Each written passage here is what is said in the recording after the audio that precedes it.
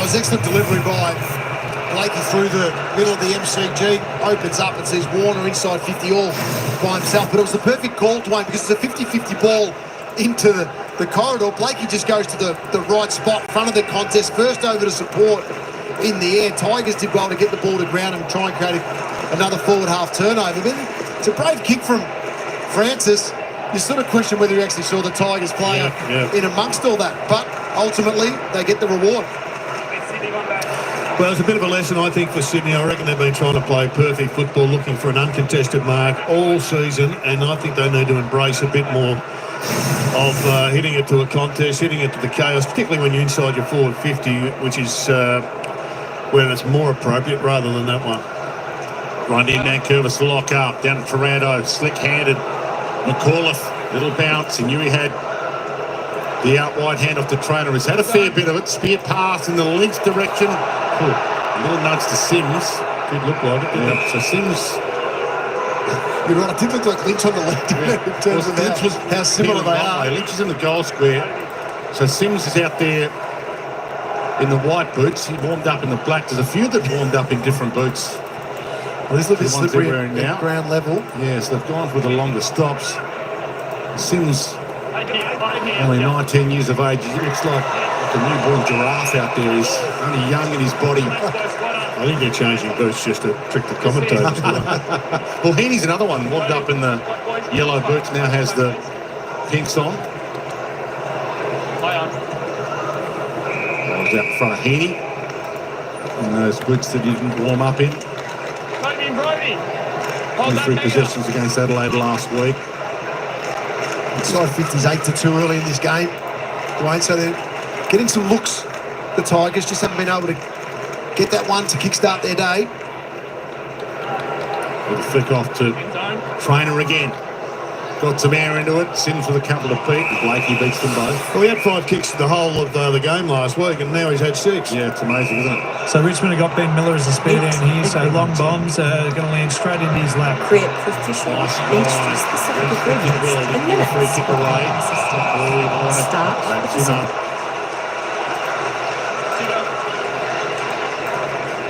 So Jockey Fall, who started inside attacking 50, getting a rest now for the Tigers as they change their forward line around a little. He's a player the Swans were hoping to secure in last year's draft. They were filthy, I'm told, when he went early by the Tigers. Jockey Fall, you talking about? Well, had their eyes on him, and I can see why. He's really a good young colt, great contested player. Adam Muse's second season as coach of the Tigers. Did coach a game for Melbourne back in 2022. Holding free Richmond. And Curvis. Ralph Smith lurking around the outside. He ignores it. Gets under that a little. Lynch again. Blakey goes up with a fist. Hits the deck. Could be high on Toronto. It is high on Toronto. Must finish this one now. Tim Toronto, good start to the game, leading the way with 5 disposals for the Tigers. This is the most important one early in the game, though. Must finish, get the Tigers on the board with their first this afternoon. They've had enough entries, Jared, 10-2. Yeah, no, they've dominated the territory again. Kicked 2 straight last week against the Giants. Tim Toronto. Been a terrific pickup for the Tigers. Absolutely, 114 games and a best and fairest at the Giants. But this is big for their momentum and their confidence. Got it there by a quarter play.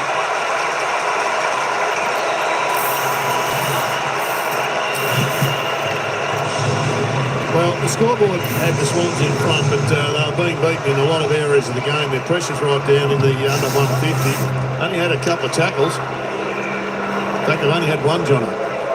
So it's only a matter of time before they get hold of a shot at goal. That one was probably a little bit lucky, I think, but nevertheless, he's put his head in the hole and he benefited.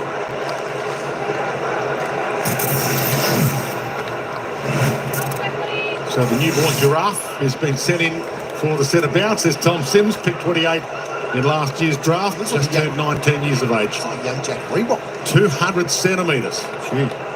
19-year-olds at 200 centimetres expected to take a few seasons to come along. Up he flies and got a palm on the Sheeran against McLean. Chad Warner wrapped up. He looks at the umpire and says, what are you going to do with that? Well, the umpire says, I'm going to play holding the ball, mate. Not sure what Chad can do there, but that's one for the umpires to work out. Christian Long, Fall and Lynch down there. Ross off hands. Campbell! You can almost always put him a book when he's lurking. Well, it's the Prestia tackle again. It's like 2 rippers so far in this game. One to stop Rowbottom and that one there to stop Warner. So back in the side last week was excellent. You're right, there's not much pride there in terms of the zero pride. Actually, that's just a bit of ball up and away we go. But ultimately it falls the Tigers' way and they get it deep inside forward 50. Great representation around the contest as well. Allows a couple of players to push forward of the contest just because of what they've got around it, Jared. So they deserve that goal. Weight of numbers. Well, Tony, the matter of the territory starting to be represented on the scoreboard. What I like about this young kid Sims, he's not worried about running across the line. He's just getting as deep as he can and giving us a full jump. Ruck work back as it once was one. And the debutant, the first game umpire, Jack Howard with the bounce in the middle. And it was a good one as well. Sheldrick straight up in the air. Who's going to fly? A few gave a little look around to see what was around first. Smith, they all jump in. Ball up. Mentioned Jack Howard. He was presented with his umpiring jersey pre-game by Ray Chamberlain. His main job is Danny O'Brien's racing stable manager. Won't be able to check the race results until he gets his phone back after the game. And he plays that one on cue. In fact, that was Nick Brown played and that was right. That was the right call. Absolutely. Took them on, took advantage, got pinned. Inside kick. Carlton wide. Nice. Very stationary forward of the ball. McLean's the only one moving inside forward 50 for the Swans. Blakey, the delivery man. Jordan got hands on it. Broad, Prestia, all the script. Rowbottom got it off. High bomb from Wex. Gloston, he was swinging in the air. He did well. Such a good mark from Nick Gloston. That was a tough ball to take. Noah Bolter did well also just to get him the space. So Richmond have the +1 in defence, which releases Sydney's +1 up the field, and they're down on clearances, so they're not getting any advantage at all, the Swans, by that +1 at the ball. And you can see the inside 50 count all in Richmond's favour. Thanks, Dicko. All in on the wing. Dean Cox, first season as coach. Adam Muse's second season as coach. Richmond winning the Wooden Spoon last year, and the Swans winning the minor premiership last year. And here they are, it's a toss of the coin game. Campbell around his body, and when trainer could have gone for that, he just waited and hoped Francis would drop the mark. And young Kane McAuliffe needs to address what he's doing at the stoppage. He was side by side Chad Warner, and then the ball went up, he went one way, Chad went the other. Cunningham also back in this week, first game of the season after a foot injury pre-season. Starting to get some of their guns back. Wicks pulls the kick late. Not sure who he saw, but Prestia marked it. This is what happened last week, so the retention just wasn't there. The intercept marks 25 to Adelaide, so they've just got to take care of their entries inside 50. Especially an open play like that, Tico. Like that's the key. That when you've got a free kick, free run going forward of the ball, you've got to be able to hit your target. Sure, he was actually Broad to Smith. I'm not sure he was actually kicking it too, John. But that's the point, isn't it, Yeah. Jared? You can't miss a lead up by that much. Miller. Pressure unit is this bloke. We all have admired his development over the last few years. Yeah, looks a lot better in the 12 as well, I reckon. Agree. That was Ben Miller. Suits you. Good ball movement this by the Tigers, in and out. Nice Smith go to do. He's under some pressure. Falls his target's got 3 to beat. Campbell passed it away from Melican. Yeah, it was a little bit of panic, a little bit of pressure from the Swans. Wasn't a great kick in, really. It was kicking to an out number. They're looking really impressive in this early part of the game, are the Tigers. McLean and Lynch does the rock. Spins out of a jam. Got a little toe on it, rolls it. Full. I think I'm probably going to read that. That's Milliken. deliberate. Yeah. Insufficient intent from Mr. Milliken. It's none of those old day rules where you're looking for the boundary. They just nail you. Prestia danced around two. Has the drop steps on Dion.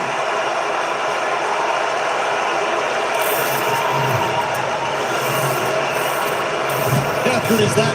Do you remember that? But that's what we're talking about. Just again, so impressive from Dion Prestia, but no one on the mark for Sydney to start. So he did the right thing to charge initially and then had to create a couple of magical steps. We'll have a look at the deliberate out of play first. Well, that was always going to be called deliberate. And then Prestia here, so Ramby has to come in, double step, little banana, new beauty. It's great composure in that scenario by Prestia. Yeah, that's one of his finest goals. That was just a joy to watch. And it started with basics. We talked about that before the game, Jono. Standards and basics. The Swans didn't have anybody on the mark. So somebody comes running in. Dion sees that it's easily going to be a step around, and he, for good measure, thought, well, if I can do it once, I'll do it twice. It was good composure, wasn't it? Because once you step once, you're thinking, oh, I've stepped it twice. The heat's going to arrive. And he nailed it beautifully. A little good bounce. Eleni T with the bounce this time. Hendy couldn't get away with it. McInerney. Oh, man. Bit unlucky there, the Tigers. One of 11 Victorians in the team for the Swans this afternoon. McInerney. Hayward got there. Spanked away. Warner on the run. Goes himself in the end. And he can't finish it. Pipe in himself. Chad Warner, 19 possessions and 3 behinds, no goals last week. His efficiency was 21% with his disposals last week. Getting a bit of an off spell. That one would have been handy. But I like Hayward coming out of the square. I think there's a real chance for him to play that deep, small forward role. Long towards the ring. Sims came hard, thumped away, Prestia. Hopper. Banks. It's calmly, and then he handballs it to the feet of Mansell. Did pretty well to pick it Easy up. kick at Banks. That's why Hopper went back to Banks, because he kicks the ball extremely well, and he just got too close to his Swans opponent, so therefore had to start this underground handball game that didn't quite work out. Dean Cox, as Jared said, coaching from the bench, talking to his crew upstairs. Heaney touches the cool. McLean heard it, gave it to Campbell. Runs away from Banks. Pokes it. Hayward! Great kick and a little bit of mayo on top from Vlosten. It gets Pretty away lean in on this game. I would have paid 50 on that occasion. He was a metre or two behind. Mark was taken. But I really liked what the Swans did then. It was just instinctive from Heaney. He was under the pump, so he got it forward, marked in his hands, which he doesn't do enough of, big Hayden McLean. And this was a really strong mark. Not involved in the initial contest there, Boston. Yeah. Needs to nail this one. He just the one goal last week, 10 possession game.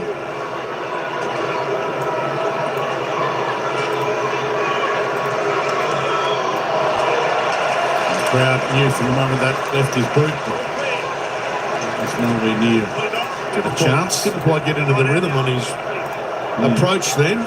Swans don't have a goal kicker in the AFL's top 40.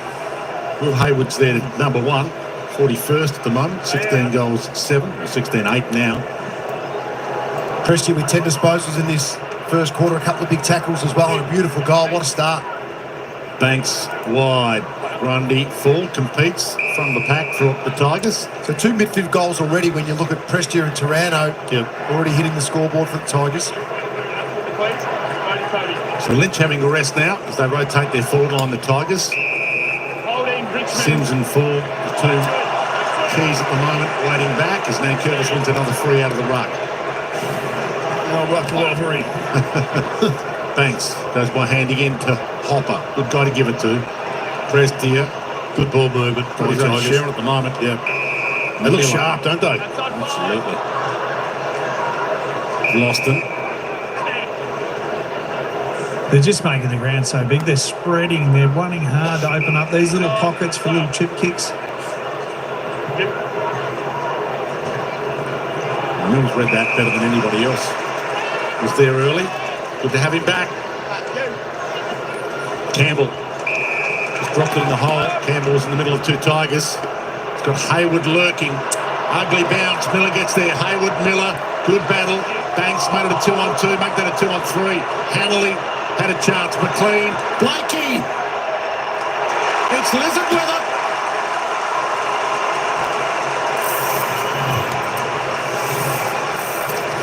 Well, there's a couple of major pluses there for Sydney. Mills across the half-back line has released the Lizard. He hasn't had too much time forward in the centre in any game this year. Hayward did well. Probably misread the bounce. Should have gone at the ball rather than think it's just going to come to him. But he made amends and got it back to teammates. Then there's going to be a question being asked in the Richmond coaching box, and that is, who's on the Lizard? Someone has to get the Lizard catcher out. Well, we spoke pre-game around the fact that it's a game that was going to open up for the Lizard because the representation and the senior players have got back defensively, especially with Wicks and Mills back into the lineup for the Swans. A little bit. Looking complete. Looking at this angle, we can see a spike on edge as the ball passes the toe. 6-shot scoreboard. So Sydney's mids need to get to work now off the back of this going against them. Heaney, Warner and Rowbottom 8 disposals between them. Prestia, Taranto and Hopper 22 and 2 goals in his early part. I think he needs to get back on. He's come off because he thought it was a goal. That's right. You do when it's a goal. Well, I think the Lizard might have known hit the post. He's looking up with one eye as he's running off going, please don't check it. So the Tigers dodge a bullet there. Cunningham back into the lineup this week. Making first game of the season, coming off that foot injury that he caught pre-season. Banks. Lynch from 5 deep. Sims went up. Lynch in the air next to Pat under the ball and gave to Campbell. They're out here. Taranto just overcooked that pass. Goes off the carpet anyway. Fall. McInerney. McInerney knew the boundary was going to be kinder. Yeah, it's good work from McInerney. Saved the Swans there. I mean, they didn't have any coverage at the back of that initial pack, which is poor direction from the players, poor understanding. Got away with them. That should have been a goal to the Tigers. Back into play. Grundy, front spot. Hopper. He tries to press here. Didn't quite work. Campbell. Oh, there's a pop from Fall. Out of nowhere. He is a ripper, this kid. The Tigers have nailed one. How good was that? High to right field. Just put the arm up and caught the ball. Love it. Yeah, he's got so much talent. A real competitor. Lake Glengaree and Redan, Ballarat Grammar, just game 9 for their pick 14 in last year's draft. 9-10-year-old. Got a bit of work to do on his goal kicking, Jono, that's all. Yeah, one-step hook.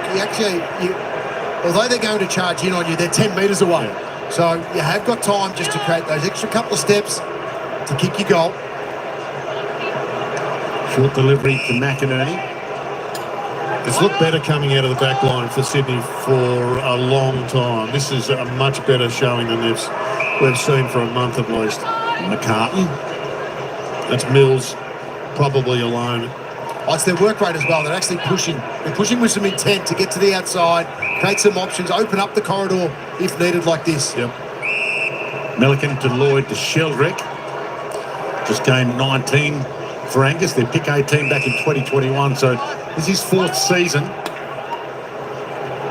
Yep. Mills to McLean. Not clean enough. Almost got his own crumb. Lloyd. Sheldrick.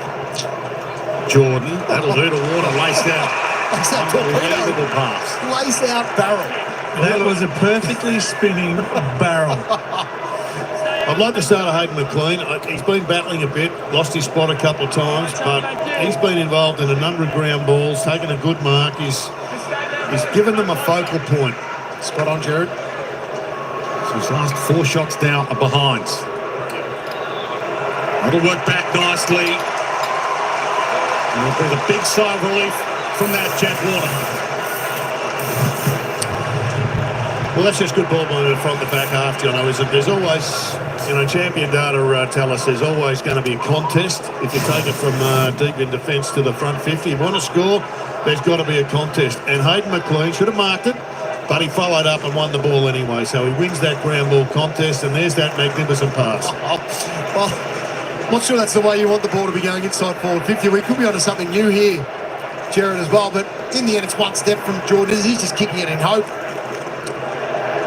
I like this vision, though, Chad, coming out of the goal Yeah, screen. that was good, but Jordan needs that extra bit of composure because you see the side of Warner was an open teammate. So if he just takes that extra split second, has a look, uses the ball effectively, that's luck Johnny, out of the contest. John, I don't talk dirty to the barrel. Back in the 60s, I reckon that was the most accurate pass. I love the Dicko, don't get me wrong, but there's a better way. Yeah, I mentioned earlier, this has got an old school feel about it. Super Saturday afternoon, home of footy. South Melbourne strip being worn by the Sydney Swans against the Tigers. Francis got down low, and he might rate himself a chance here. He'd really have to launch it, but at his best, he might have it covered. Go back to the torpedo on this one, Dicko. So Dave Barrel, he's got to let it rip. That's it. Where's James Jordan? Flat pumps and barrel territory before the drop pump was invented. Back into the lineup after being out with concussion. Gives some air. It's going to be a little short, and then Curvis slaps it through for a behind. He's one of the greats of the Swans, Mickey O. Yeah, what a legend. It's good to cross paths with him last week, celebrating their premiership victory of 2005. Director of Sydney for the last 3 or 4 years. What about that lineup? It was good seeing some of the superstars walk around the SCG. Sims got hands on it, couldn't quite mark it. Licks couldn't get away with it. Rowbottom does. Bolter is under it, gets up. Little nudge out. Sonti, Mills, tackled. We're down to 57 seconds for quarter time. Well, the inside 50s were dominant in favour of Richmond only, say, 5 or 6 minutes ago, but now Sydney's just about even them up at 10 to 8. And threatening to take the lead here with Heaney looking up. Rampy. Lloyd. Can McLean get there to compete? Brown put his heart and soul on the line there. Good young player. Good defence by the Tigers. Just a shift on that, with the Swans getting the ball to Lloyd. He likes to go long with his kicks. Seconds tick down. Blakey got there late. Grundy over the top. Blakey started to pull out of the contest late. Mills caught. Could have been ball. Sont's inside. Pressed here. They've got time enough if he collects it. Hopper dropped a couple. Short. And here is Johnny Fall. Should be telling him. Last kick of the quarter. Don't play on. Don't play on. That's it. Bench has been yelling out. Players now have instructed him to have this shot after the quarter time siren.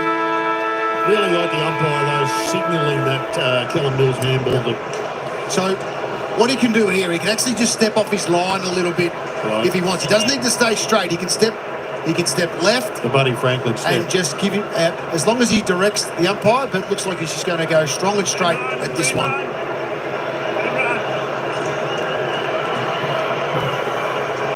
He launched the distance, wasn't a problem. It was 57 metres from the line where he kicked it, so he's got a big kick on it.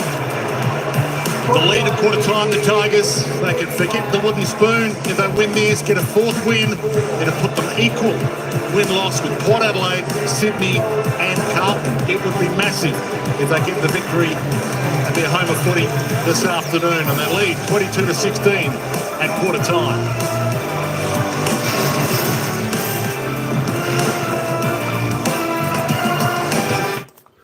All right, folks, quarter time here. Of course, football day again. Richmond Tigers taking on the Sydney Swans. The Tigers came out roaring 3-4-22. Sydney Swans 2-4-16. We've got a game on our hands. Of course, the goal that went on to the Sydney Swans there were taken off because it actually hit the post on the review. So that's why that goal disappeared off the screen. There we go. Thank goodness for the score review. And, of course, for all those Tiger fans out there, you've opened up really well in this opening term. Of course, playing at the MCG today, 10 degrees here in Melbourne. Tell you what, she's not warm, but that's winter time for you. Richmond Tigers They're looking all right. Sydney Swans are getting their game together a little bit. Just both teams kicking a little bit skew-if with 4 behinds each. But it's the Tigers by one straight kick, 6 points at quarter time. I want to say shouty, shouty. G'day to Tina, the manager's in the house. Of course, Mark Lancaster. How you going? Travis first. I'm not sure what that is, but there we go. He's going for the Sydney Swans. Hey, Chia, make a love shout out. Good to see you. Good to see you. What's happening on this beautiful Saturday? Fantastic day for football. We've got a few games coming up today. Of course, we've got this game, the Tigers and the Swans. We've got Geelong and the Gold Coast Suns coming up next, followed by the Giants and Port Adelaide.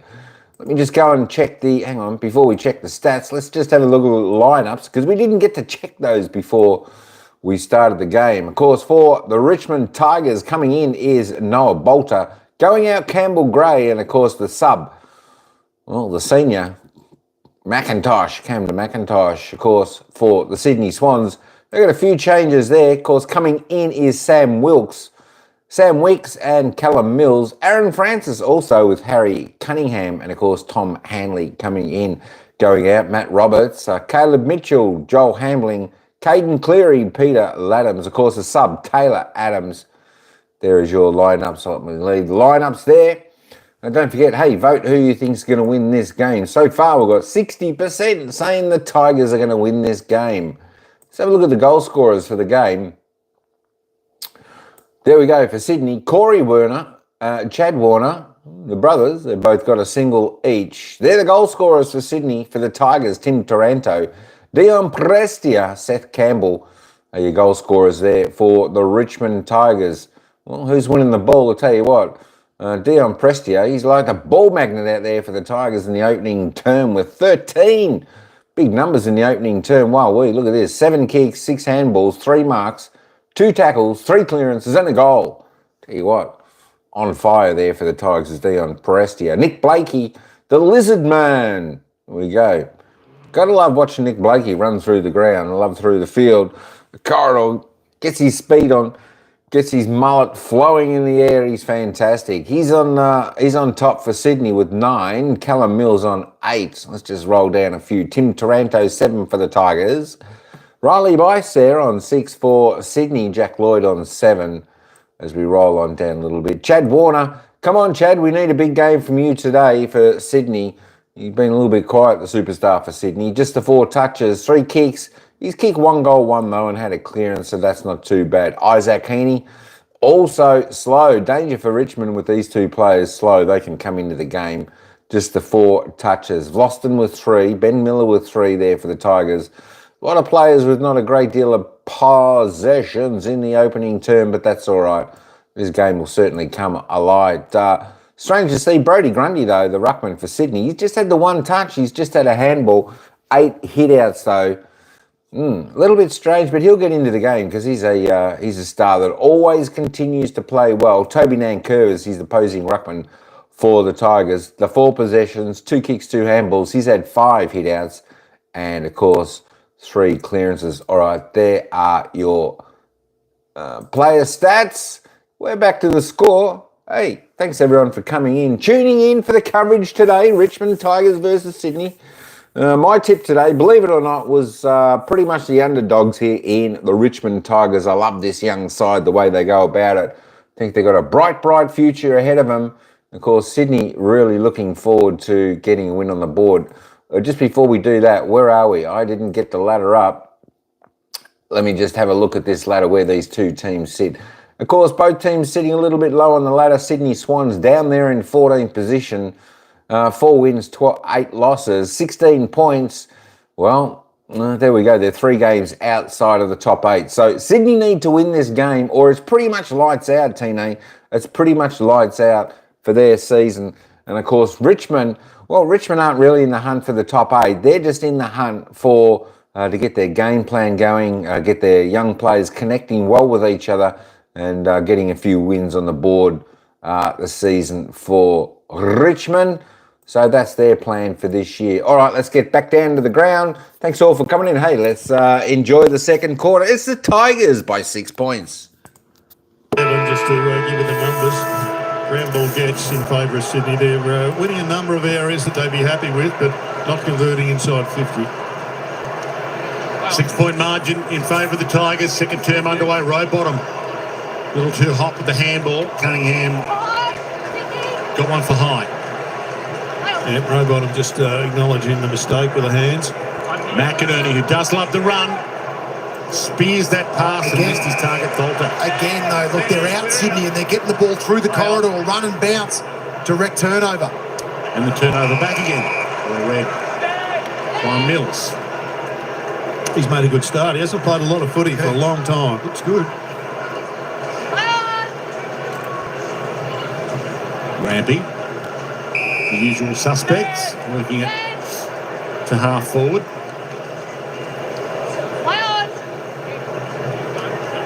Heads long, hoping for Grundy or taking Francis, who was under that little trainer. Amazing. Going your way, if you're kicking the ball off the ground out of D50 and you're going direct to a teammate. Not that one though. Cunningham. Wow, that's a couple of kicks now by the Tigers. To Mills. That's a better kick. Hayward couldn't mark it. McInerney crumbed it. Warner picked it up, shrugged, got it away to Campbell. Back inside, Broad cut it off. He knew the contact was coming. She's a real stalemate right now, the game, isn't it? Oh, the turnover by foot, that's what it is to start this second term. The Swans have had one, the Tigers have had two. On the edge of the shadow and sunshine. Sun poking through for the second time today. Sonsi tried to poke through a few Swans. Cunningham is the spare for the Sydney Swans behind this contest, about 50 metres off it. Grundy even shooting his eyes from the sun there. Mills, Heaney, Blakey to set up another. Francis didn't get there early enough and a good mark to Brown dropping back with a flight. Chad Warner was, Brown was on Chad, and Chad Warner put the hands up, said, "What about me?" Which was fair enough. Broke out in the song. It isn't fair. Miller holds it up in defence. It's the Ben Miller Orchestra back there at the moment. He's leading the charge. Heaney, a little high. Turns and goes, and that might be a turnover as well. Nankervis can't mark it though. Mops up his mess. Campbell stripped him. Tirado, Hopper, Sonsi, Smith bumped legally off it. Campbell, time enough to turn and go. Heads out wide. And got Jordan, who really had to put the Jets on there. So that was 20 seconds of absolutely what Dean Cox wants from Campbell. He'll go back and he'll have a look. It wasn't just the kick, but the preceding 10 seconds was just 100% guts and pressure. He ended up with the ball and he nailed the kick. Good skill set, James Jordan. We'll see what he could do with this. Top of the square, Warner's under it. He couldn't get the fly at it. There's a nothing kick in the end. There's nothing cohesive about the forward 50 at the moment for Sydney. Tom Brown, Caleb Smith. Caleb Smith's third season on the list for game 11. So a few of these Tigers starting to grow into their spots and hold them. Float in from trainer, couldn't mark it. Campbell got his arms free. Lloyd, time to steady. So it's a high, it's a downfield, I think. Coming back to Campbell. Another really impressive attack on the ball. I mean, he's right on the cusp, Campbell. He's had a really good season last year, worked his way in off the bench and became a regular player. Regular now, but can he take the next level, Jono, is the question that he should be asking himself. He was the starting sub 6 times last year, Braden Campbell. At his best, he's one of the best kicks in the comp. Can apple off your head at his absolute best. At that time, it catches fingers on the way through. Now, Bolter it is. It goes out on the full. Wow. So Bolter gives it away for another shot at goal. And it'll be Lloyd to take it. It was Warner with the tackle. Just enough pressure on Bolter. And Jake Lloyd started his career when drop punts were the shot at goal. I wonder if he's got the new religion. Doesn't look like it. Looks like he's setting up for this drop punt. With 1 goal, 6 to his name this year, you'd probably say he's due. Post. Nice strike, though. Nice strike. Nice kick.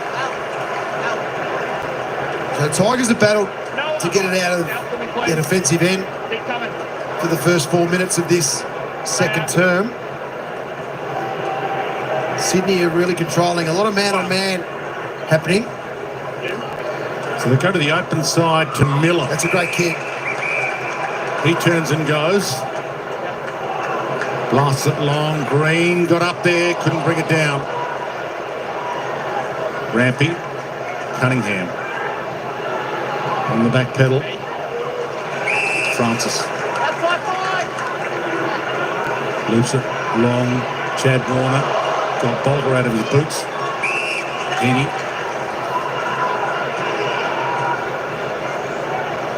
Hasn't had the Heaney impact so far. Made some mistakes, ball in hand. That one's better. Bice. So Curvis is back. Grundy's now gone and engaged him. So they still have one-on-one ball, the Swans. So now Curvis is under this. Bolter goes up and makes it his own. Yeah. And Bice has just got to get back to doing what he does best. His disposal was at best in his first game, but he's way off that at the moment. Yeah, Hanley just lost his way and allowed Bolter to get the jump on that one. Now Smith wide. Savannah couldn't complete it. Looked for the umpire for help. Bice. Caught. McInerney about to get run down. Great pressure from us. Unbelievably good run down tackle by Steely Green. Almost crept up on him. Yeah, better sit behind the ball though, Sydney. Even if the Tigers do get a fast player, a big turnover like this, they're just steady with Rampy leading the way. Broad. Through hands, but it'll work. Smith. Pumps it inside 50. Nankervis from 4 deep. Spores it down. Rampy had Lynch. Turned Lynch inside out. The 1-2 of McCartan. Chad Warner caught. Just got the kick away. Pressure on the kick. Floston comes at a rate of knots to Trainer.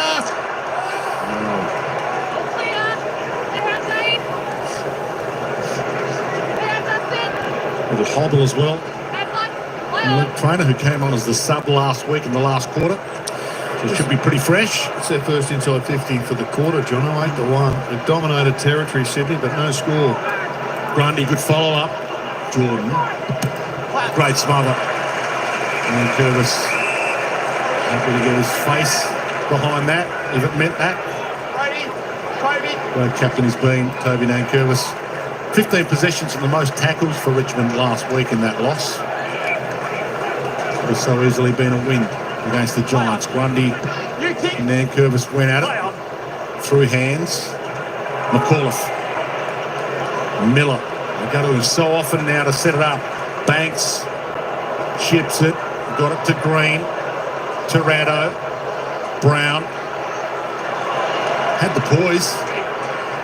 And hits Ralph Smith. That is nice by Richmond. That's the growth in their game in 2025. Banks. Over the head of Ross. Well, just missed an opportunity there. Yeah. But it was the fact that they were able to absorb the pressure and then break through a couple of tackles as well in a dangerous part of the ground where Sydney were looking to create the turnover. Taylor Adams, the sub for the Swans. And Camden McIntosh, the sub for the Tigers. Subbed out into last quarter last week. Starts as the sub this week. Back into play. Lloyd. Didn't look, just got it out of there. McLean. Miller again. Ralph Smith turns. Pumps it. Nankervis with a few to beat. Milliken through hands. Sims!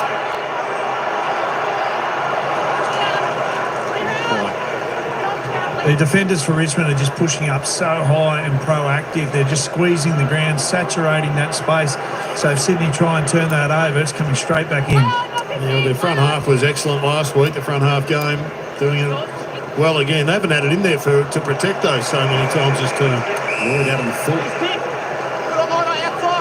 Brown.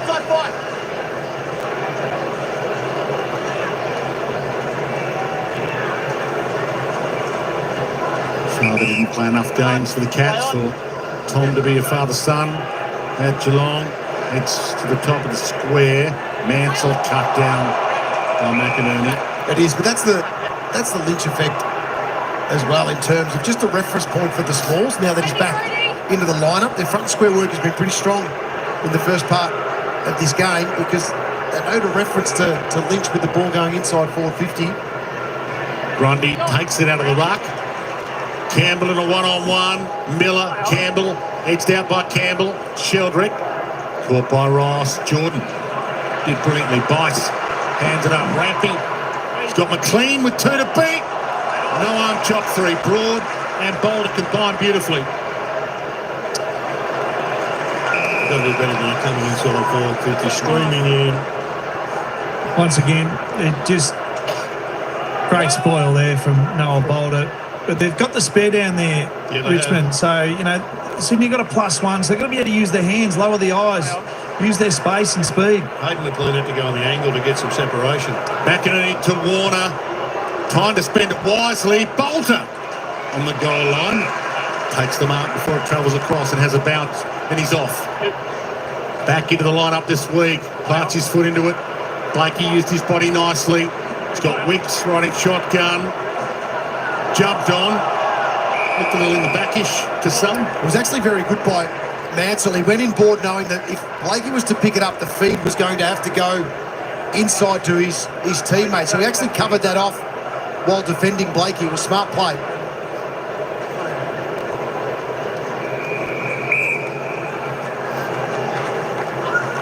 Adamuze. He knows his team is growing nicely. Mentioned a 4th win today, puts the Tigers equal win-loss with Port, Sydney and Carlton, and puts them mathematically in with still a show of making the 8. Mathematically, of course, it would be still pretty tough. Clean got up early. Smith caught, just got it away in time. McAuliffe put Floston under the hammer. Bolter, Lynch's direction. McCartan, fended towards the boundary and then fumbled it across. That was by accident. He looks at the umpire and says, please, I didn't intend to do that. Unlucky the Swans. That looked like holding the ball at half forward. Campbell with a fantastic tackle. Not called. So Tigers able to relieve some of the pressure. Again, get the ball to half forward. They've been good around the contest so far in this game.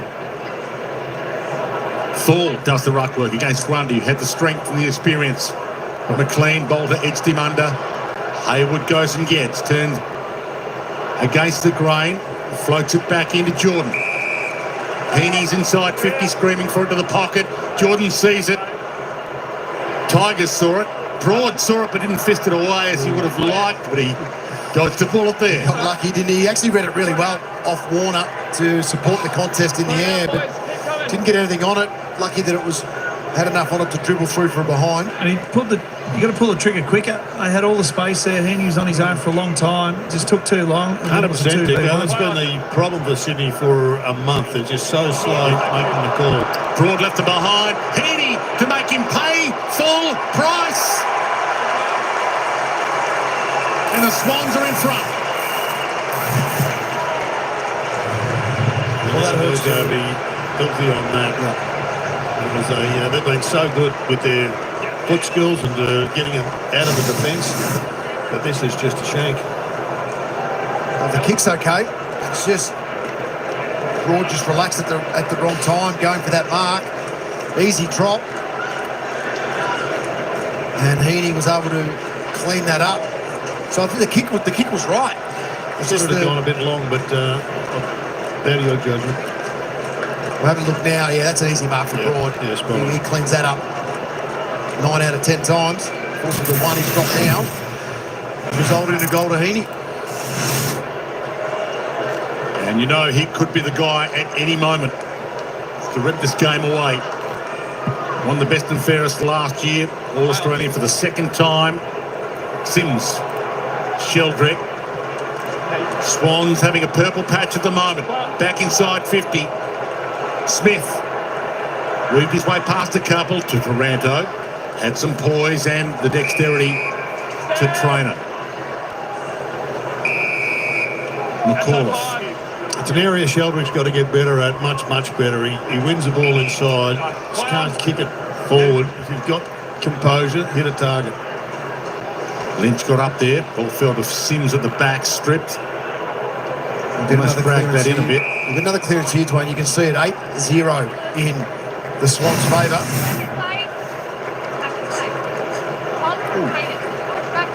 Francis is just back from concussion as well, so yep, that is okay.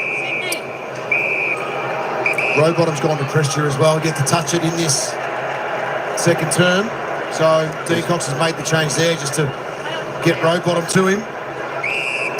Wicks. Milliken.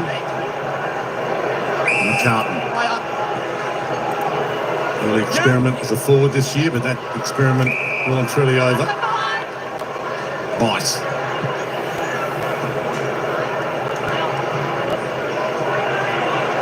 Crunch. Cunningham met hard. Campbell kept it alive. Rouse Smith against the grain, gave it the broad. Richmond are just defending this really well. As soon as Sydney get a fast play, they shut it down. They're right in their grill, push them back, and then they take the angle away defensively. So forces Sydney into long down the line. Swans threatened to get their mojo back at the moment. Minor premiers last year. First versus last from the end of the minor round last year. Up against each other this afternoon. On the run, Sonsi. McCartan did pretty well there, kept it in front. Handball is okay. Campbell made it okay. To Bice with some room to move. He's got the long, open McLean. Heaney went out. Jordan or Heaney, who does he want? Heaney, great pickup. Turn, spin, kick, amazing. The clean Heaney.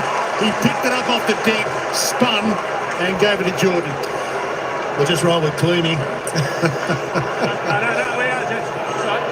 But someone had to mop it up because there was a pretty ordinary kick coming inside forward 50. They got it to Heaney. Great set, great strength. Look at that. Bench press. Bang. Well, that's the kick you want.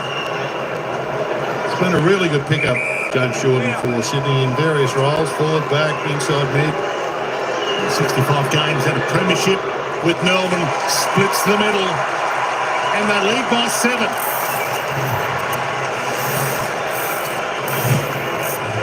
Well, they've had full control of the quarter, the Sydney Swans. Their response has been pretty strong. They've had to fight through some good defensive method by the Tigers, who have made it difficult. But this is what they get away with this one, Jared. This is what has let them down in the second quarter from trying to separate the game by 2 or 3 goals, is their kicks inside forward 50. That one had missed as well. It was just their superstar was clean below his knees, picked it up, big fend off, and beautiful skills on the left. Yeah, he's spot on, Jono. The kicks inside forward 50 haven't been anywhere near what they historically have been with this group over the last 3 or 4 years. Even that one hit the deck, had to be mopped up by Heaney. Both these teams on losing streaks coming in to this. Swans come in having lost their past 2. Richmond come in having lost their past 3. Umpire contact. Alani T has gone down. Free kick to Hayden McLean. Okay, Take it out of the middle. Against Dan Curvis. But it's back on the Tigers' mids. Taranto, Hopper and Prestia. Big first quarter, quiet in the second. Wicks off the back of the square. Jordan stays down and Dan Curvis goes and gets. It's one way of making it up, Jared. Give away the free kick in the middle, but go back and get the job done. Yep. Smith. It's always been a really good kick as Nate. Dangerous inside kick. Swans have players around it. In the back or too high. Hayward free. It's in the back. There's another turnover though. The poor kick back towards the corridor. Was it on? No, it wasn't on from that position. They closed it up very, very quickly there. I think unless he was going for Dan Curvis, then it was on if he's over-kicked it. But the kick to ground wasn't there. Sydney just had the perfect teasing distance set up to close it up. As I mentioned, he's their main man goal-wise this year. Swans don't have a goal kicker in the AFL's top 40. Struck that pretty well. Struck that magnificently.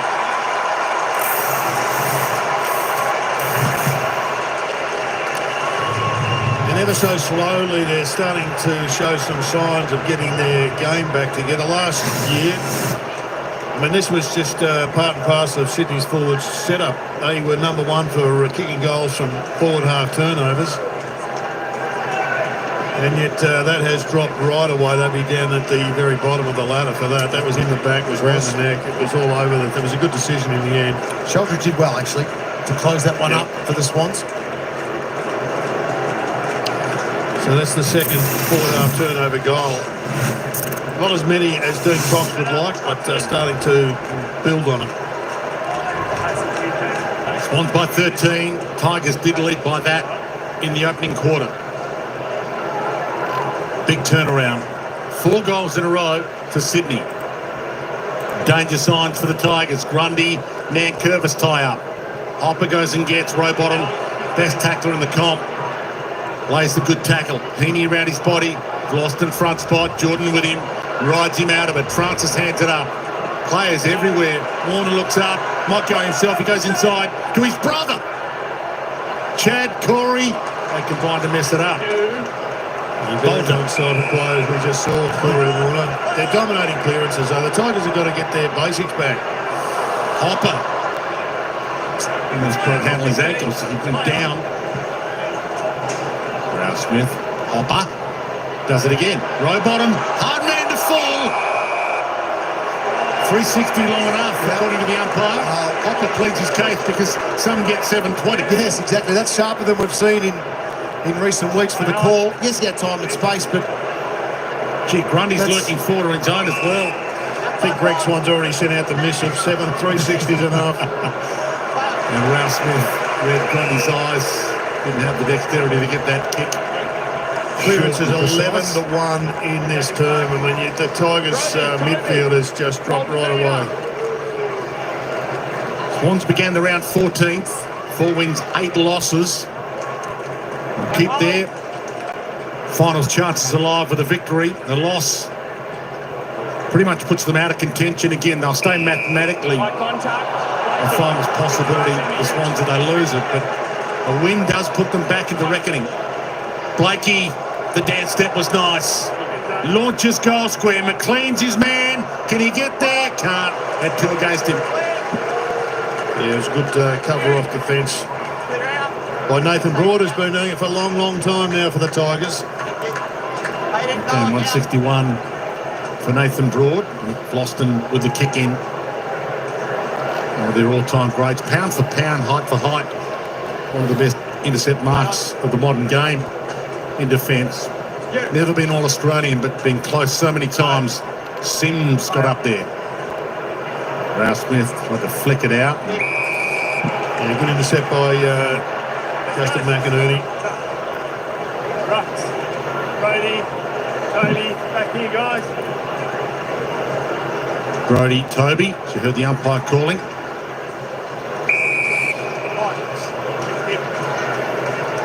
Too impressed you yet to touch the ball in this term, John.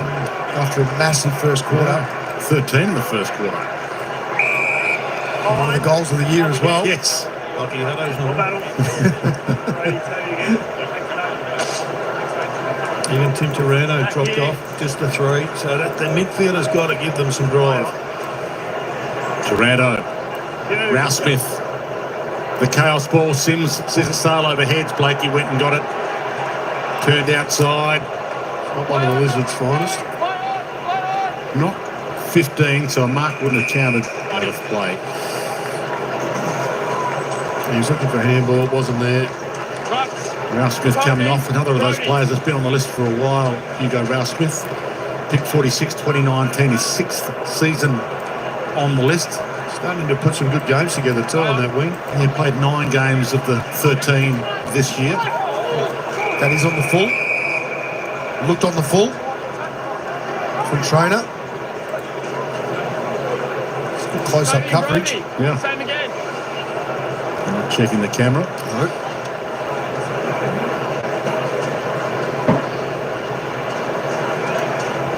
Grundy front spot. Sheldrick. Fake to hand off, goes by foot. Warner's under it. Good little climb, and Brown. Fantastic mark. Spins the ball in his hand. As he loves to do. Pre the kick. It's his style. Trainer. Big shift in the Swans defence now. You can just see they're a bit static now in terms of their ball movement, Richmond, so they've tightened the screws on it. Brown for the switch to Broad. And Bolter running past, ignored it.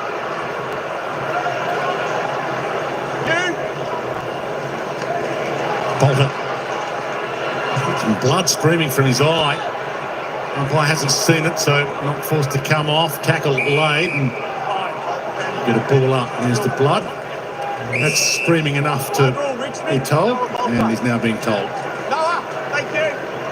In the team for the next 5 games. Noah Bolter missed last week. 14-point margin in favour of the Swans.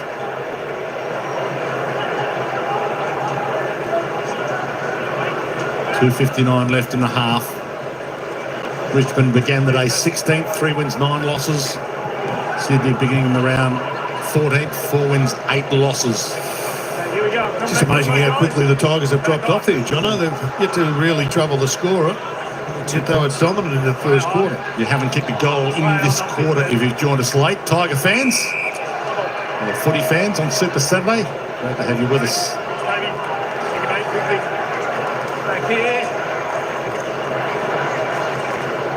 And Curtis and Grundy down to Ross from Grundy's palm.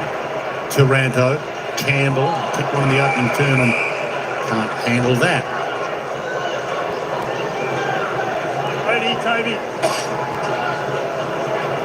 Seth Campbell, goalless against the Giants last week as well. Richmond's leading goal kicker this season, 18 goals. Back into play.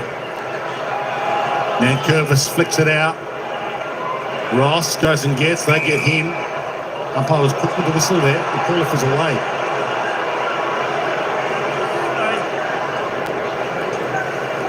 So umpire's quicker than others with the whistle.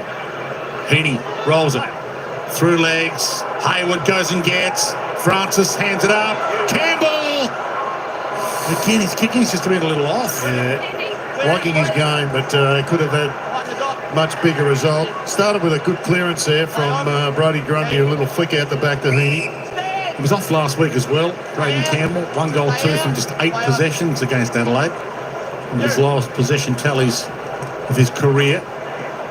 Milliken protects McCartan, who sees the 2-minute sign up on the bench, goes back. Rampy. Well, they can't see.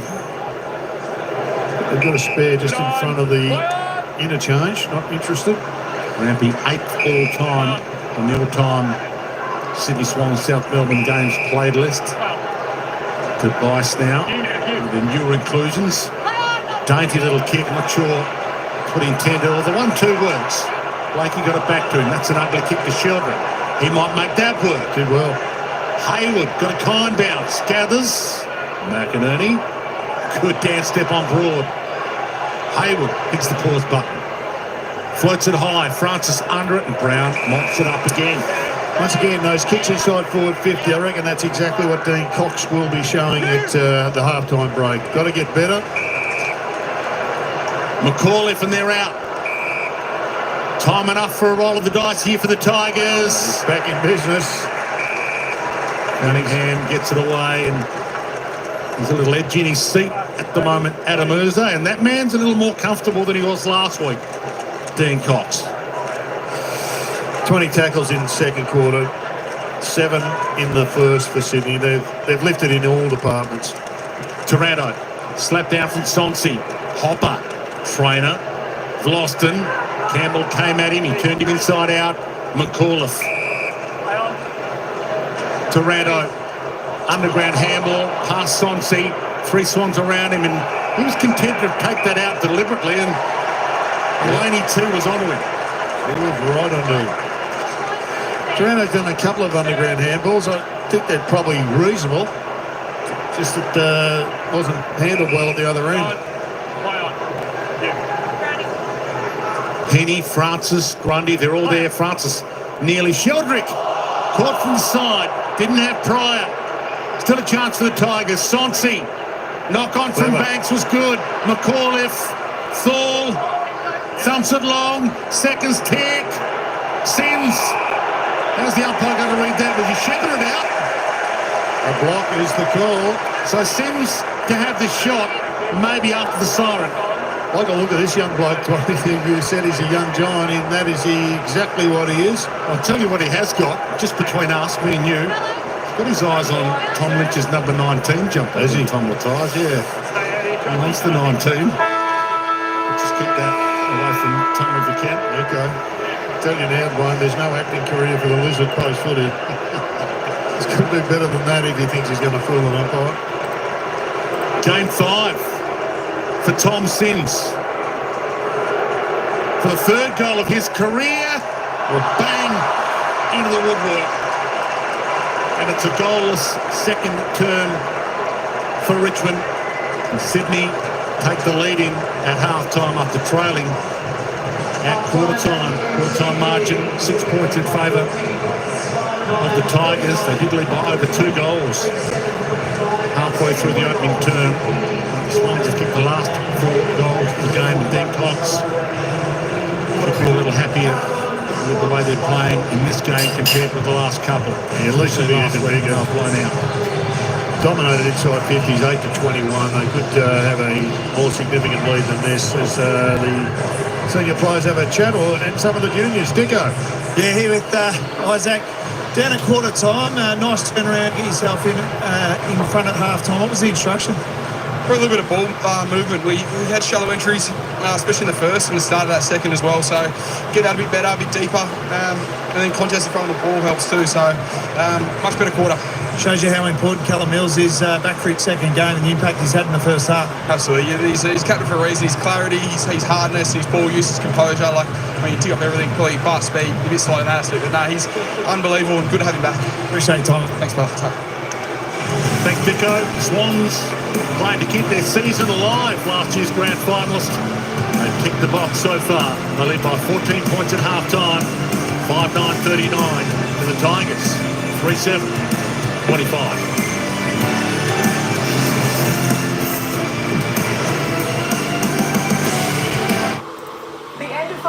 All right, there we go. Half-time here at the MCG. The Sydney Swans, well, they've taken the lead back. 5-9-39. Richmond, 3-7-25. The Swans putting on 3 goals, 5 in that second term. The Tigers just a fall behind. It's a lot of skew if kicking. The Tigers, tell you what, the Tigers dropped off in that third term. Their work rate just wasn't the same as it was in the opening quarter. That's probably one of the lowest quarters I've seen Richmond do for some time. Tell you what, not sure what they were doing. They were just going easy, not connecting well, not composed well, fumbling the ball, making errors. Of course, Sydney putting on that little bit of extra pressure. They looked a little bit better in that second term. Well, still, the door's open for the Tigers to come back in the second half. And I think it's just unfortunate that the young Tigers man, he hit the post with a kick after the siren. That would have just been the goal they required for the second term to get them back within 9 points. But it's a 14-point margin here at the MCG up to half-time, where Sydney doing, what they need to do to get the job done. Hey, let's just have a look at this live ladder, because we know Sydney were on 12 points, weren't they? Let me just recap that. Sydney, they were on 12 points. They go to win on 16 points. 3 games out of the 8 they'll be if they end up winning this game. Of course, they were saying mathematically possible, but geez, I tell you what, it's going to be hard for them no matter what happens today. Let's have a look at the goal scorers. No multiple goal scorers on the ground as yet. Of course, Corey Warner and Chad Warner with a single goal for Sydney, along with James Jordan, Isaac Heaney, Will Hayward. For the Tigers, Tim Taranto, Dom Prestia, Seth Campbell. The only goal scorers there for the Tigers. We'll be back with the commentators in a moment. Give us a bit of an analysis on the opening half. Tim Taranto and Nick Blakey both lead the way. Hey, Sniper, what's going on, bro? Good to see you in. What's happening over there? Hopefully all your games are doing fantastic. Good to see you. Tim Taranto, Nick Blakey tops the table, both with 15. Jacob Hopper on 14. Dom Prestia, tell you what, he had a mammoth first quarter. I think he was on 12 at quarter time. Just the one in the second term. I tell you what, the mids of Richmond have certainly dropped away, and you can certainly see that they're not getting much delivery, good delivery into their forwards. They've got to lift. As I said, the siren, it's come at a good time for the Tigers. Riley Bias up there to 13 for Sydney. Luke Trainer, 9 there for the Tigers. We keep on rolling down. Rampy on 11, not too bad. Isaac Heaney lifted in that second term a little bit, 11 disposals, 9 kicks, 4 clearances and a goal. That's what they Sydney Swans love to see, the superstar. Isaac Heaney playing well. Chad Warner had a little bit more touch of the ball also in that second term, up to 10, 9 kicks, 3 clearances, 1 goal, 1 for the Chad. And of course, we roll on down a little bit more. Braden Campbell there on 9 for Sydney. Will Hayward on 8. Noah Bolter on 8. Went off with a blood rule, just copped a little bit of a whack on his scon there, so he's all right. He'll be back on and playing, don't worry about that. Brody Grundy had a nice second term. Tell you what, he's winning the rucks pretty well, taking the ball out and having his quick kick. Couple of clearances there, 20 hit-outs for Brody. Fantastic. All right, they are your player stats up until half-time. We'll have a look at the team stats in a moment. Let's just get back down to the commentators for a little bit of analysis on the opening half. Where they can go in this game and how they can start to turn things around. Their voice was still very strong from their leaders. Sydney last week conceded 25 intercept marks. So just the turnover kicks, Jono, really hurt the Swans so far in this game. Well, it's not so much the ones that are out of clearance, it's the ones that are in open and clear air that the Swans are consistently turning over with their connection inside forward 50. Now, it's not always on the forward because the kicks here have not been great. You look at that from Wicks and how much he's missed his direct teammate by. So that's the area that they need to start to clean up as this season really goes on. It hurt them last week and it's hurt them again today because what it's enabled the Tigers to do is build up the ball from the back half, but gain some confidence in this facet of the game, knowing how poorly the entries have been. Yeah, and I mentioned 25 they conceded last week, 11 to half-time with Richmond, but the second quarter was huge positives. You can see the clearance game, they flipped that on its head. Oh, they certainly did. At one stage it was 9-0 in terms of the Swans' way in terms of clearances, so they need to do that. Their midfield was that quiet in the first term. They obviously got together quarter time, fixed it up. They're having a good discussion now about the way they're setting up and structuring around the contest. Grundy was a little bit better, didn't give away free kicks, which then allowed Heaney to get back into the game. Warner to start to run and drive. Rowbottom did a great job on pressure in that quarter alone. Callum Mills comes back in half-back. You know what that means? Let the lizard loose. 15 disposals in the first half, 80% efficiency. Use the ball beautifully. Let him run. Well, 14 kicks, I think it is, one handball. So it's been a huge half of footy. But what it's done is their inclusions, as you mentioned, back into the lineup, creates better structure behind the ball, allows the lizard to play his way. So he's dominated the first half. And the meatball goal of the year in the first quarter, Dion Prestia, 13 disposals. I mentioned the goal. That was one of the big highlights, but he's been great on the in and under. 2 big tackles to start the game, caused holding the balls and got the ball going and allowed the Tigers to score. And then he was able to get himself back forward of the ball, take a deliberate out of bounds. Then we saw this thing go. 1, 2, step goal. I loved it. He's a contender for goal of the year, no doubt. But Richmond got plenty to think about because it's the Swans by 14 points. And following this game, we head down the highway. Geelong take on Gold Coast, and their skipper, Paddy Dangerfield, returns from a hamstring, and we'll hear from him next.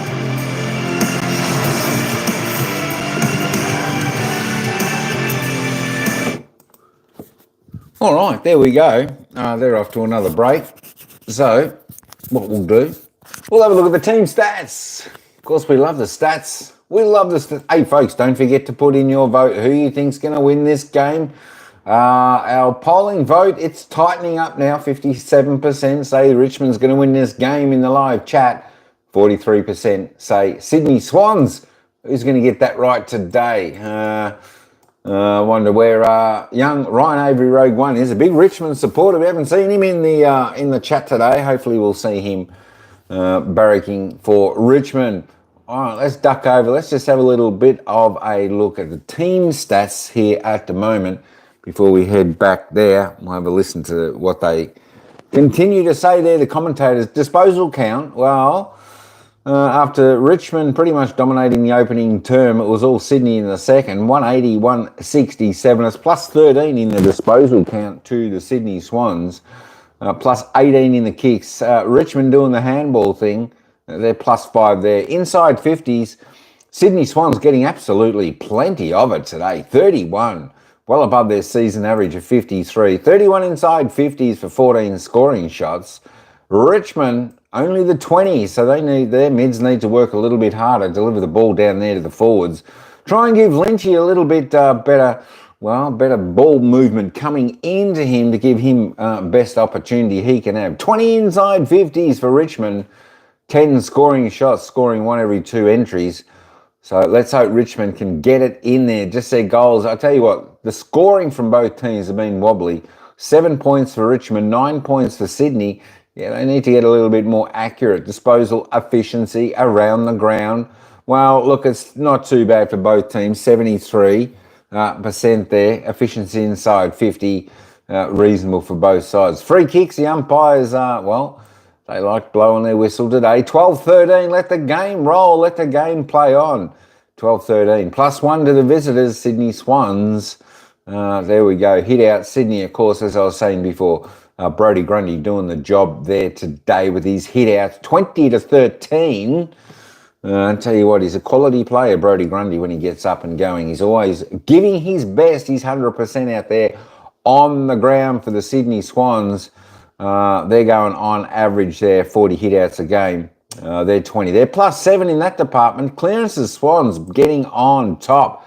23 clearances up until half-time. Fantastic. Well above their average. Sydney and Richmond need to lift. This is where their mids dropped off in the second term, folks. That's where their mids, they just dropped off. They need to start to work a little bit harder, get in position. A bit better. Centre clearances, well, Sydney dominating there, 7-3. Come on, Tigers. Stoppage clearances.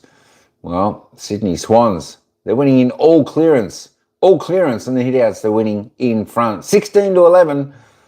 Whew, tell you what, I'm sure the Richmond coach will have a few words, try and just tell them to get back to the basics, plan on what they're doing, and they'll certainly come back into this game. 60-55 contested possessions, plus 10 in the uncontested.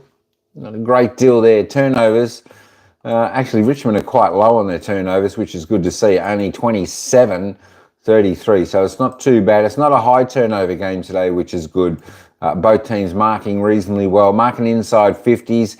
Well, you know what? Sydney Swans are actually doing better when they're going inside forward 50.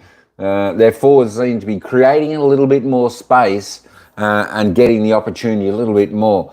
Although they've only had 5 marks, the defenders of the Tigers are doing well to block some of those. But Sydney definitely opened up a little bit in that second. 3-2 the Tigers, that's what I said. They need to get that ball in with a little bit more quality to their forwards. Their forwards just need to, work together a little bit more. Contested marks, we've only had 5, 3-2. Let's have a look at the tackle count. As I was saying, Sydney are bringing a little bit more pressure in the tackle count, but look, they're pretty much spot on season average in their tackles. I'd like to see the tackle count rise a fair bit more. I want to see pressure being put on the opposition. I tell you what, if you can't bring pressure, it doesn't get you too far at the end of the season. You need to be a pressure side and laying good tackles. 18 tackles for Richmond in a half of football. That's unacceptable. 18 in a half of football. They need to lift that. They need to have a massive third quarter. Come out, show them what it's all about, and put their stamp of approval on this game. 3-6 inside 50 tackle counts. Sydney just slightly above their season average. Richmond failing there. They need to lift in this department, as I was stating. But there we go. They are your stats. We're only 6 minutes away from the count. What's happening in the chat? Tine saying, g'day to Chia. DJ Mikey from Pasadena. Tine. Shouty, Tine. I don't know about DJ.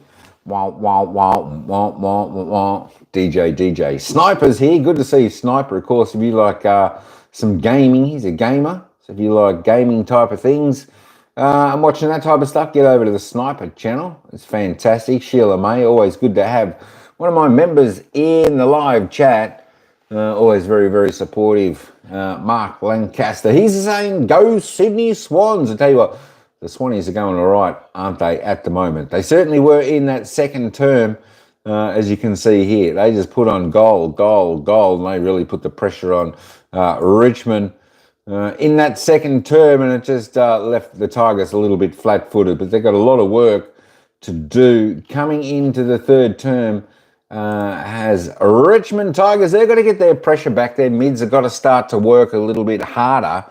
I know they had a good opening term, but you can't just play one quarter of football and expect the game's going to be your way. Let's see what they can do. This young team, the Richmond Tigers, it's going to be very interesting to see where they go from here in this term, because we know the Sydney Swans are normally a good finishing side. They'll be pretty happy. Dean Cox, the coach, coaching from the bench today, somewhere different.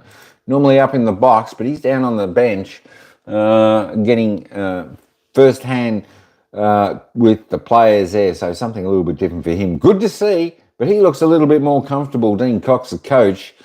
But Adam Uze, the Richmond coach, well, he was in the box and he was just having questions. He was having thoughts.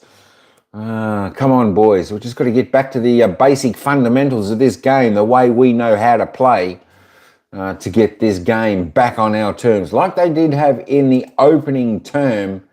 That's what we want to see. We know Richmond are a good up-and-coming side. Let's produce that. I think, you know, as I say, in the midfields for Richmond, they need to get on their bike and get working a little bit harder. Put that pressure back on. Don't give Sydney too much space, because I found that they were, you know, the Richmond players, they were giving Sydney a lot of space, and Sydney were able to move the ball quite easily through the corridor, etc., down to their forward 50. Richmond have got to put that pressure on mid-ground and even up in their forwards, keep it down there. You know, I'd like to see the forward line open out for Richmond, give Lynchy down there. One-on-one contest. We know how good Tom Lynch is at one-on-ones, and such a good kick he is. He'll give Richmond the chance to come back, I think. Let's hope for Tom Lynch to have a fantastic third quarter. All right, we'll be back in just a moment, folks. Stay tuned. We're only a couple of minutes away from the bounce of the ball. We'll be right back in just a moment when the commentators are back in action.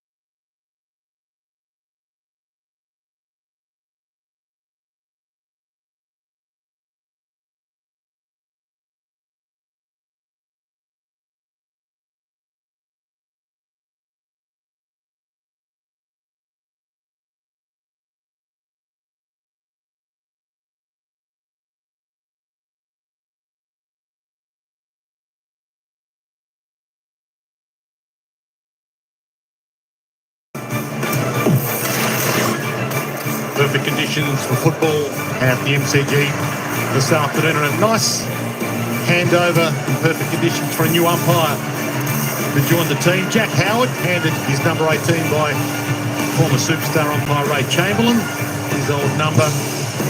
Howard been an 18-year journey to umpiring Essendon District, umpired in the Northern Territory. He played for St Bernard's back in the day. So he's a local, but he's also, his main job is Danny O'Brien's racing stable manager.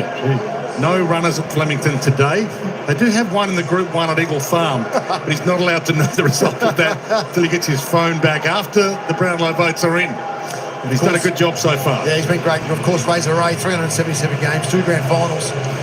Playing, so... And a TV superstar. Yes. Yes, that's right. He's only got 376 to go. That's Razor for the time. And it's nice to celebrate the umpires.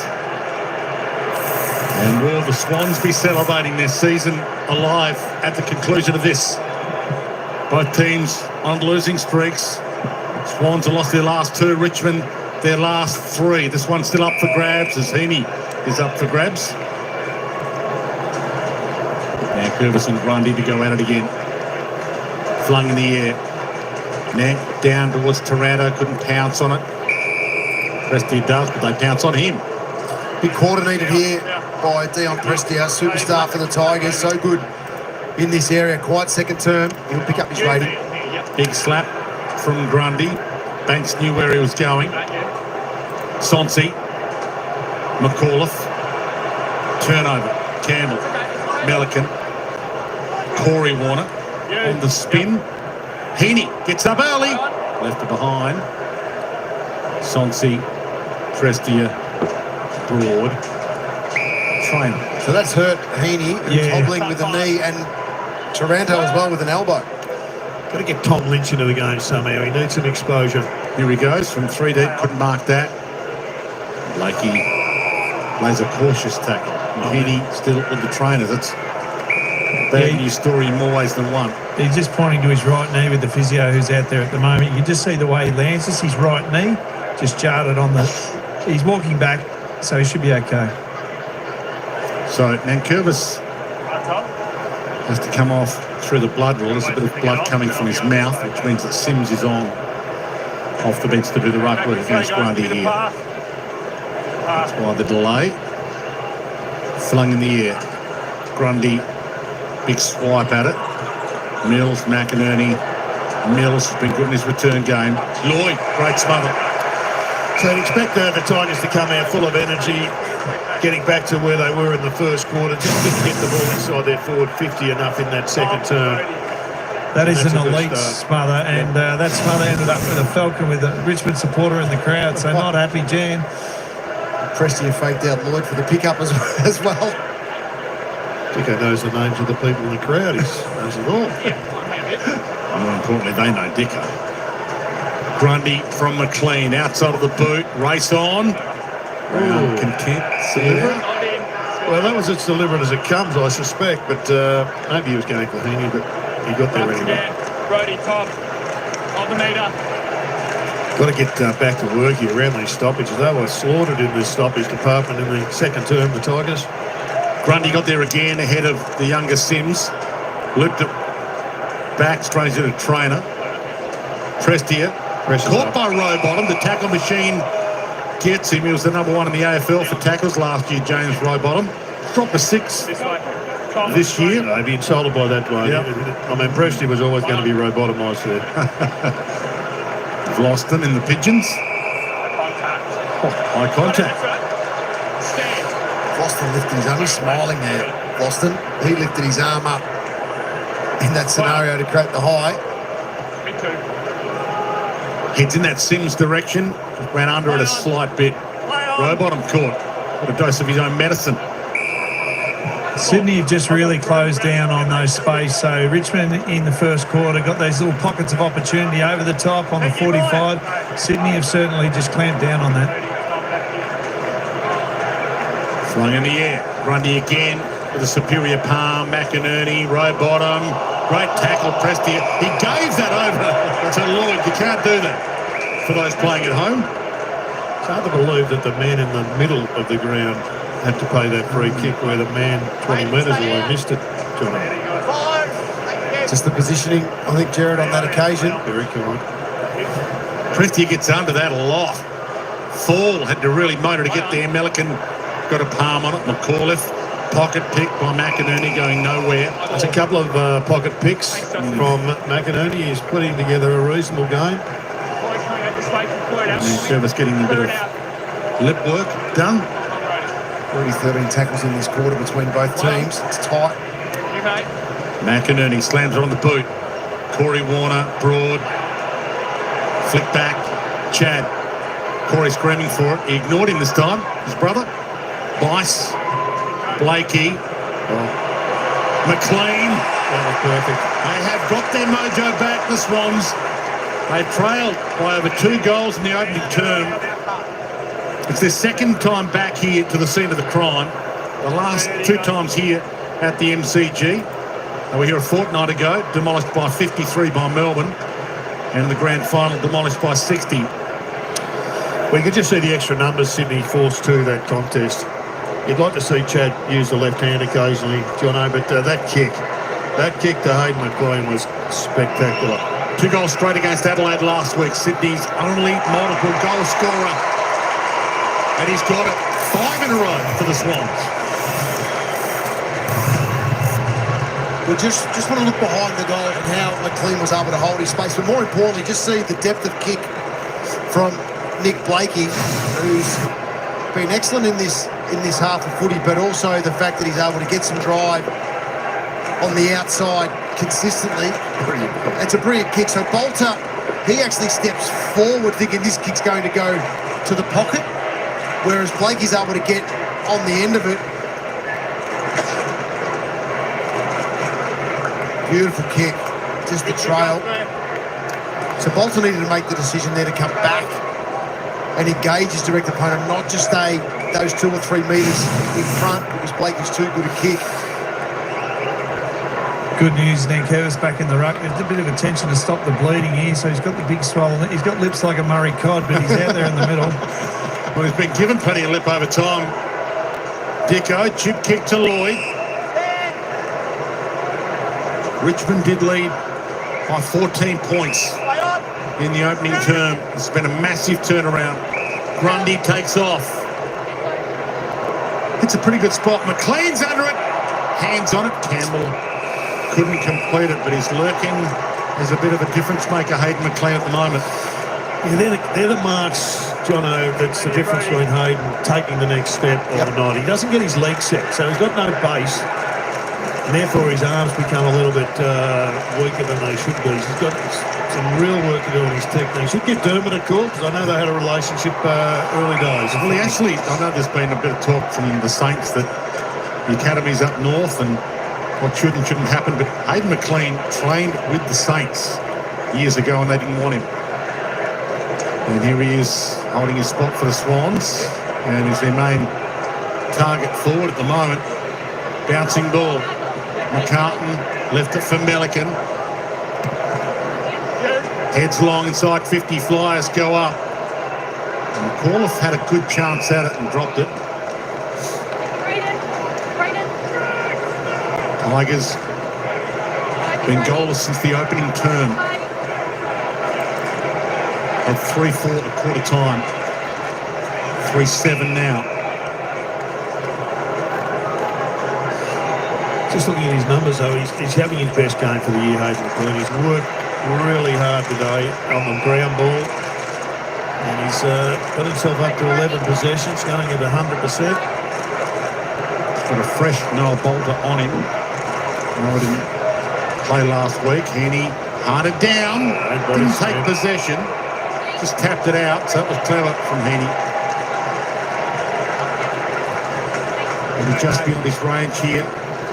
He backpedals. And this is the beauty of Isaac Heaney. He'll find a target, very smart, and use the ball extremely well. No movement up forward, Dicko. They need, other than the ruckman, and he should have just chipped it to him as well. Yeah, free Grundy was. Sits it up. McLean lurking. Hayward from 3 deep. Smith around the body. Dangerous spot to be kicking. Lloyd. Mills. We've got to work this out, the Tigers, because it was the first quarter, it was about the 18-minute mark, 19-minute mark, where they kicked their last goal. So they've got a bit of work to do here, the Tigers, to connect forward. Grundy slaps it down. Lloyd beaten for it by Campbell, who gets back to the fence to lend a hand. Melican.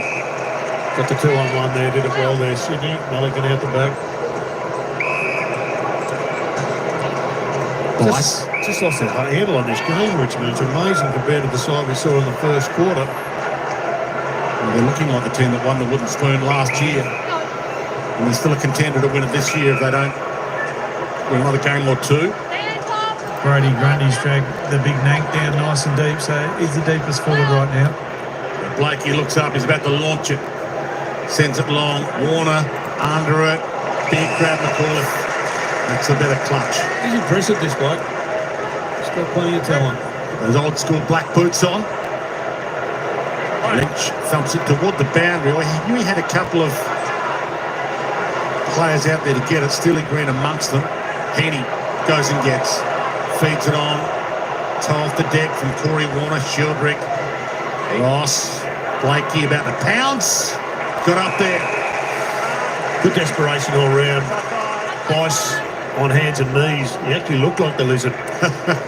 But it just is emblematic or symptomatic of what we're seeing from Sydney. Much more desperate at the moment. McLean leads to the pocket. It's in his direction. He's up. Almost had it. Heaney from the pocket. Feeds it on. Grundy. Taps it. Collects it. And goes it. Like a rover. The big boy. Well, there's the square up, Jono. That's the one he should have given him earlier in the piece. He said, no, I'll give this one out. He was going to sprint to the centre, straight back to the centre. His teammates actually held him up here, Brody Grundy. He was on a big celebration after this. Keeps it alive. Goal, he was off. Well, he kicked one against Carlton, Jono. We were up there, and he did a 100-metre lap of the ground around the boundary line. It was probably his best goal ever. He's high-fiving everybody. He was actually fourth in the best and fairest last season. Yeah. Not as bad a year as some thought. He finished higher in the best and fairest than Nick Blakey. He was All-Australian last year. Nick Blakey was fifth in the BNF. So the coaching staff thought Brody Grundy had a better season than Nick Blakey.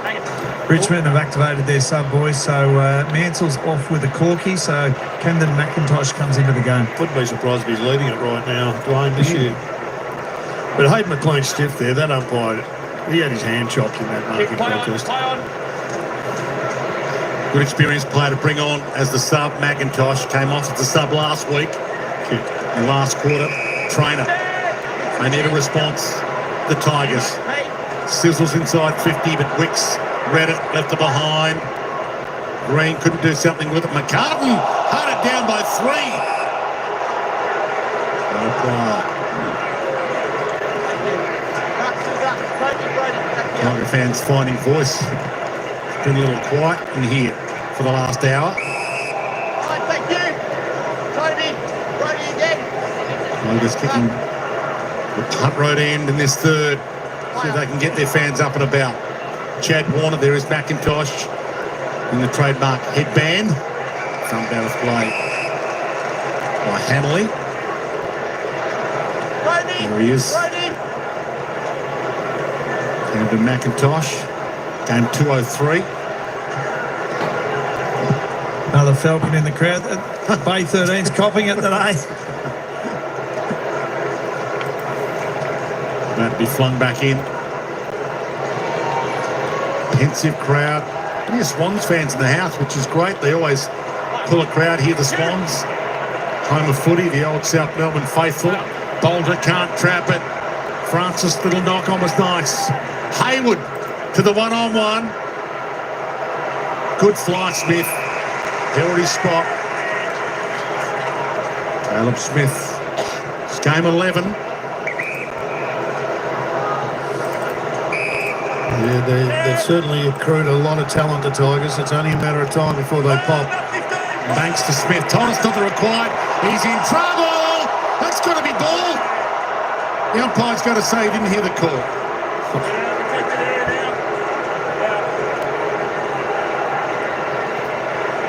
And if we can act sincere about it, you sometimes do get away with it. The umpire wasn't far away when he screamed play on.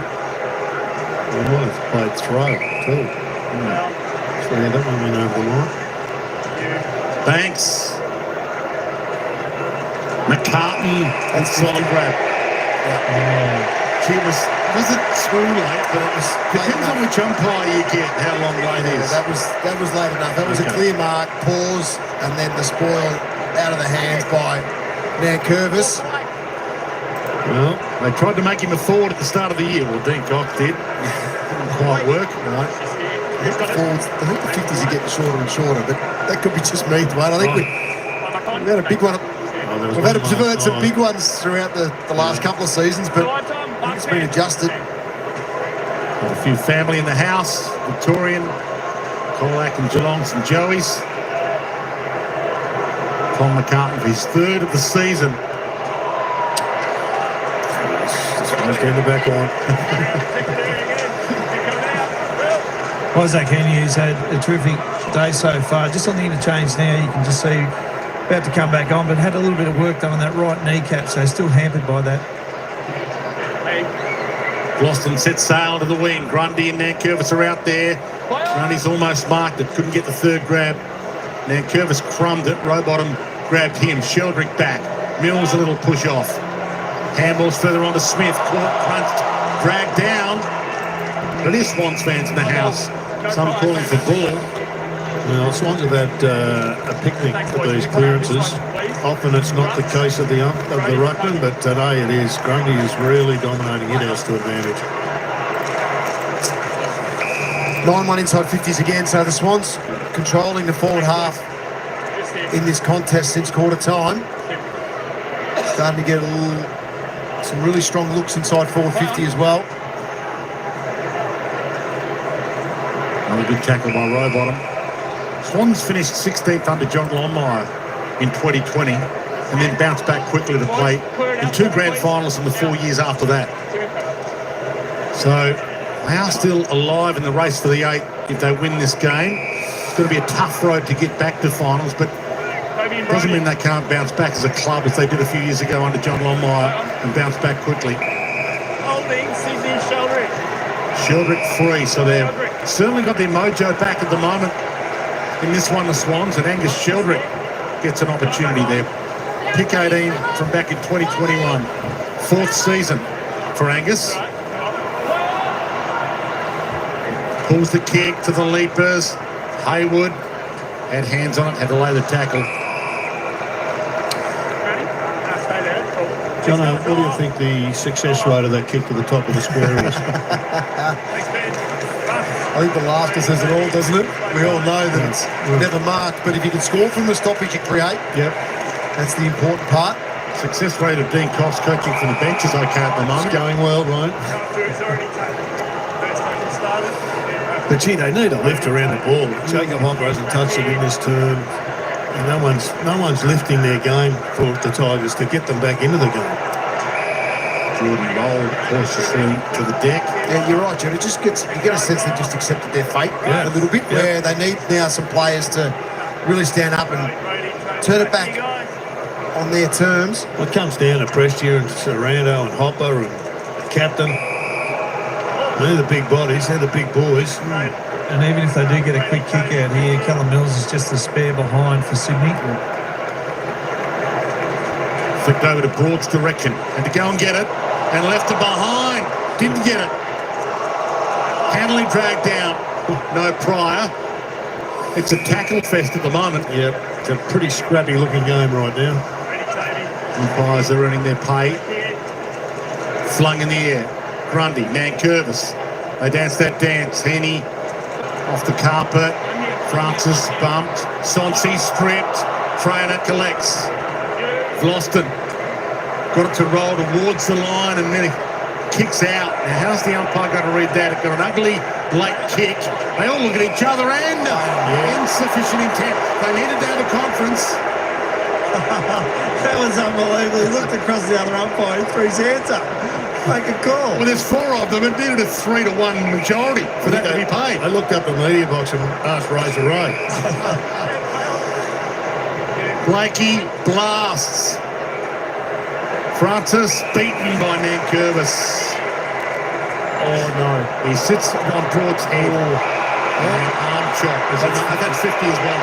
Hanley should have known there's only one free that could have been paid from that. How is he not going back for 50 here?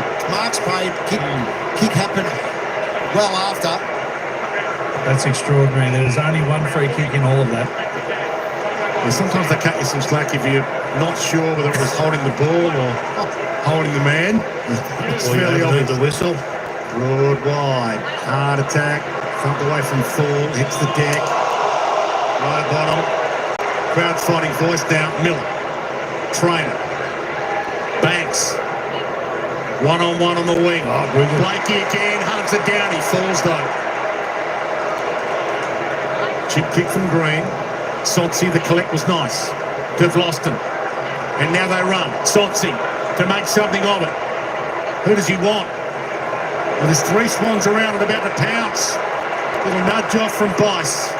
Rowbottom hacks it away. Campbell, the only man who really went for it, and then in the end he didn't go for it. Jordan inside. Corey Warner, hunted down by Miller. Could that change things? They've got to score off these late turnovers. Swans are caught out. He's got some awareness issues, Corey Warner. You've got to know that you're under the pump. Now, I know that he looked up and there was nothing there, so he put the handbrake on. Still their opportunity here, the Tigers. McAuliffe looks around. At 50. Cameron McIntosh is fresh inside 50. Who's going to fly? Sims in the middle of the pack. McCartan beats the lot of them. Having a good game, McCartan. He's on a pretty handy opponent. Kept him goalless so far. He's had limited opportunities, obviously, but McCartan can only do what he can do. Here's their opportunity. Turn the heat up, Richmond, because it's been parked in Sydney's front half, so you don't want to let an easy exit happen here. So Rowbottom looks around. He hits the pause button. Anybody thinking that this game has got a hell of a lot of scrimmage in it in this term, you'd be on the money. In the first 2 quarters, there were 47 tackles. In this quarter alone, right now, we've had 40 or 4 already, John. Yeah, it's been huge, isn't it? A lot of pressure around the ball from both teams. Now Curvis gets there, he protected Oliver in the end. Ben? Oh, the Richmond bench down here because the ball's being parked, as I said, over the other side. No opportunity. Tom Lynch down here, he's been waiting for an eternity. He'd be like the Wizard of Oz, the Tin Man when he comes on. He's got to warm back up. Get some oil. Thanks. Walter. Vlosten.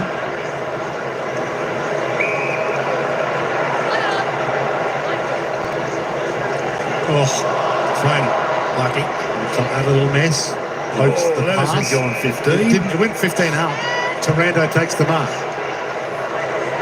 was lucky we were doing 10, Johnny. You got your slide rule there. Parallax error for the umpire there. Taranto goes long. They need a hero, and maybe it's the Swans who've got too many of them. Dropping back with the flight, Hayward. Well, this has been the most impressive part this quarter. I think Sydney being able to obviously forward half game, their defence can set up perfectly. So they've had the outnumber the entire quarter, but in the air in particular to create those intercepts. This is the team that made the grand final last year, the Swans. They haven't looked like it this year. They don't have Errol Gordon. They've got a couple out, but they've got a couple back, including Callum Mills this week. They've made a difference across that half-back line without question. Rowbottom. Just pulling wings off flies at the moment. It's death by 1,000 cuts, really, for Richmond. They're still stuck on the 3 goals they had at quarter time. And we're well and truly into time on the 3rd. McLean, Bolter, Thump Central, Miller, Vlosten, Hopper, Harned, McInerney, had him wrapped. Prestia tried to drop into a high. Rowbottom's too good for that. It's been all over him since quarter time. Yeah. Cheer squad's trying to get their boys up and about. Trying to send a chant around the MCG. Dan Curvis, McLean in the ruck against him now. Heaney in the scramble. It's a big difference. It's a different game when you're running around as a midfielder with no one to worry about, and when the robotomiser comes on you, Jono, it all of a sudden becomes hard work. Lloyd, if you have joined us late, Swans have took the last 6 goals of this game. And Wicks, quick Wicks, put some speed on. McLean from 5 deep. knocked it down. Heaney hunted. Hayward. Ball in.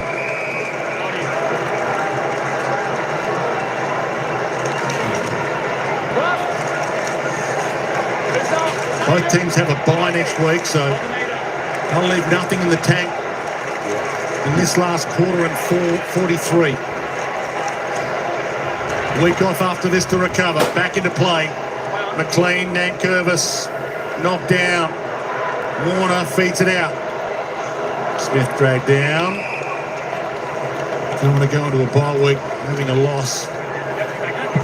And if it's Richmond that loses, it'll be 4 in a row heading into the bye week they've lost.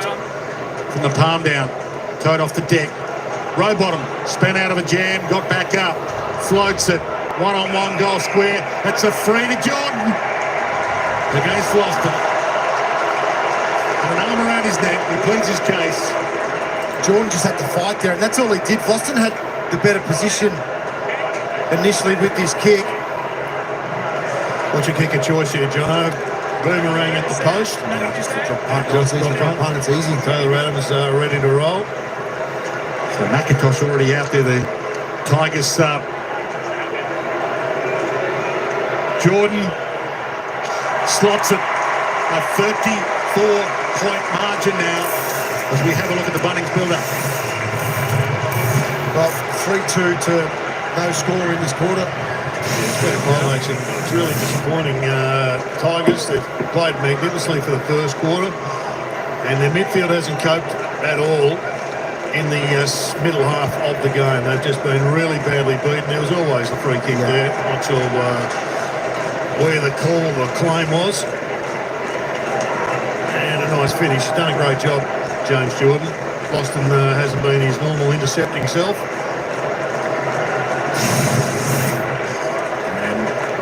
That's what happens. The goal kicker comes off. James Jordan having a rest. His middle name is Michael Jordan. His parents are either big basketball fans or don't follow basketball at all. Maybe that's got a sense of humour. Oh, good tackle. And Curvis couldn't get away with it. That was a really good tackle by the tackling machine. Yeah, bottom again. Hands it off. Middle stumps it. McLean couldn't get the fly. Heaney got the crumb. Danced past a couple. Fed it inside. Warner, the usual suspects. The big boys are coming out to play. Jono, there are very few players that can run as quickly upright as they can with their hands on the ground. I played with a bloke called David Murphy. He was a super player for the Swans who could do it. I reckon Alex Cheselenko, you beauty, he could do it. And this bloke here can do it. Have a look at Chad Warner. He almost accelerates while he's picking up the ball. That is amazing athleticism. Freaky stuff from the Chad. And good work from Heaney getting it out. But gee, he accelerates. Tackle number 9 from Rowbottom in the middle of the ground. Jared as well. Yeah. And after that, He bring the guitar out. Sydney have activated their sub boys, so Tom Hanley comes out of the game, Taylor Adams comes in. And after that goal, they all got to Rowbottom. All the defenders got to Rowbottom on how good that was, led by Callum Mills. And that graphic tells the story better than 1,000 words can. Last 10 goals. Heaney wreaking havoc at the moment. Vice. Francis. Turns and goes. He had Sheldrick, but he missed him. Prestia. Campbell, a little fumble. Toretto. Brown. Time enough to hit back here for the Tigers, but I can't hit the chest. Adelaide hit back. Fall, good attack. Yeah, good decision. Played for it nicely. You knew the Tigers fans, I think they've been stiff by the umpires, but that one was definitely there. Fall. Pumps it. Goal square. Oh, yeah, kick.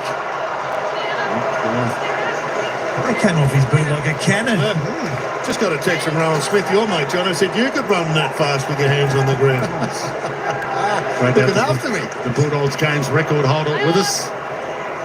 Brad Johnson. Sydney Swans team of the century member. Jared Healy as well. Grundy leaves that behind. Ball. Benro getting a little restless at the moment. Loves his footy, Smith. Doesn't miss a game. He doesn't miss. Grundy. Been an enormous contributor to footy at all levels. Still got a hole in the MCG when he smashed the turf way back when. 2 minutes left to three-quarter time. Broad with the fist knocks it down. Shieldrick ran into a roadblock and got it high from Prestia. On the improved, Angus Sheldrick, lots and lots of work to do. Should probably just focus on Tom Mitchell. Bring him up. Get on the phone to Tom Mitchell and ask him how he became a superstar. Wicks wide. Yeah, Sheldrick went up the draft order. He tagged Jason Horne-Francis in a junior game and kept him to a very low number of possessions, and quite a few recruiters thought this kid can go. So he went up as a tagger. He went up the draft order as a tagger. Head to head and beat him hands down. That's better. Depends That's on who you better. ask. That's better. That's a better way of Ask explaining Angus, it. he just went head to head. Yeah, that's right. Beat the number one draft. I'd be saying that too. Should kick back to Mills. Does have a strange background as well. Angus, he's come from a water polo background. I'm not sure there's many that have come from that background of the AFL. Well, he'd be good at the egg beater kicks, that's for sure. Blakey, they're just picking their way around them. To Wicks, just playing this down to three-quarter time. 39-point margin. No need to do anything crazy. McLean stalking this. Bumped out of it. Broad. Couldn't mark it. Smith. Bolter. Left it behind. Little double clutch. In some trouble. Guess who? Rowbottom. Oh, not again.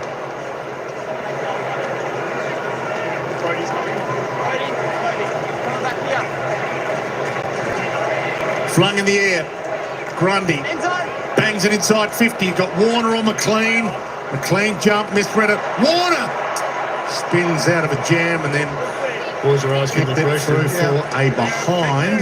It was the right question to ask, but he does have the skill set as well, Warner, when he's flying to nail that, Jared. Instinctive.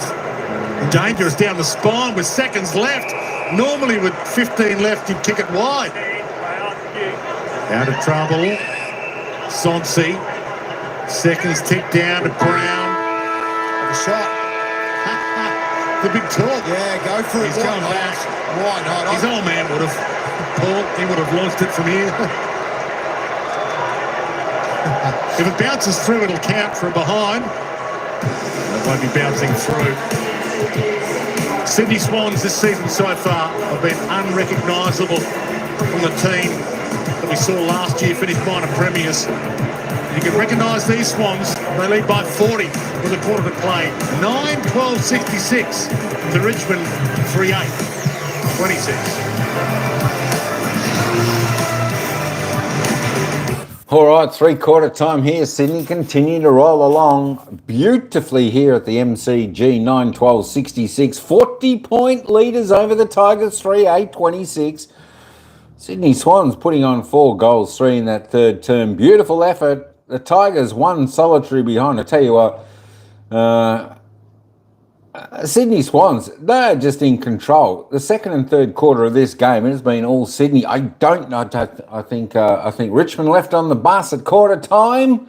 Richmond, well, it was all Richmond in the opening term. It looked like they were in control. But then they've just fallen away. I don't know where they're gone, Richmond. Their pressure's just dropped off. Everything's dropped off Richmond. After quarter time, they've only managed to put on 4 behinds in 2 quarters of football. That's not like the Tigers we've seen in recent weeks. Holy moly. And Sydney Swans, they're just going on their merry way. It'll be interesting to see in the final term, can Richmond actually show a little bit of spirit and fight back?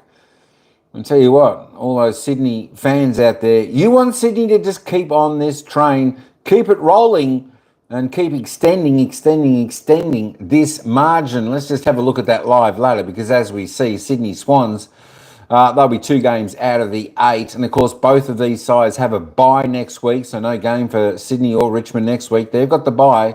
But that percentage for Sydney, 89.9, though, they need to lift that as much as possible, because that is an extra game. That percentage, that is big percentage out. So they need to keep on rolling this game and keep on scoring and putting a margin on the Tigers.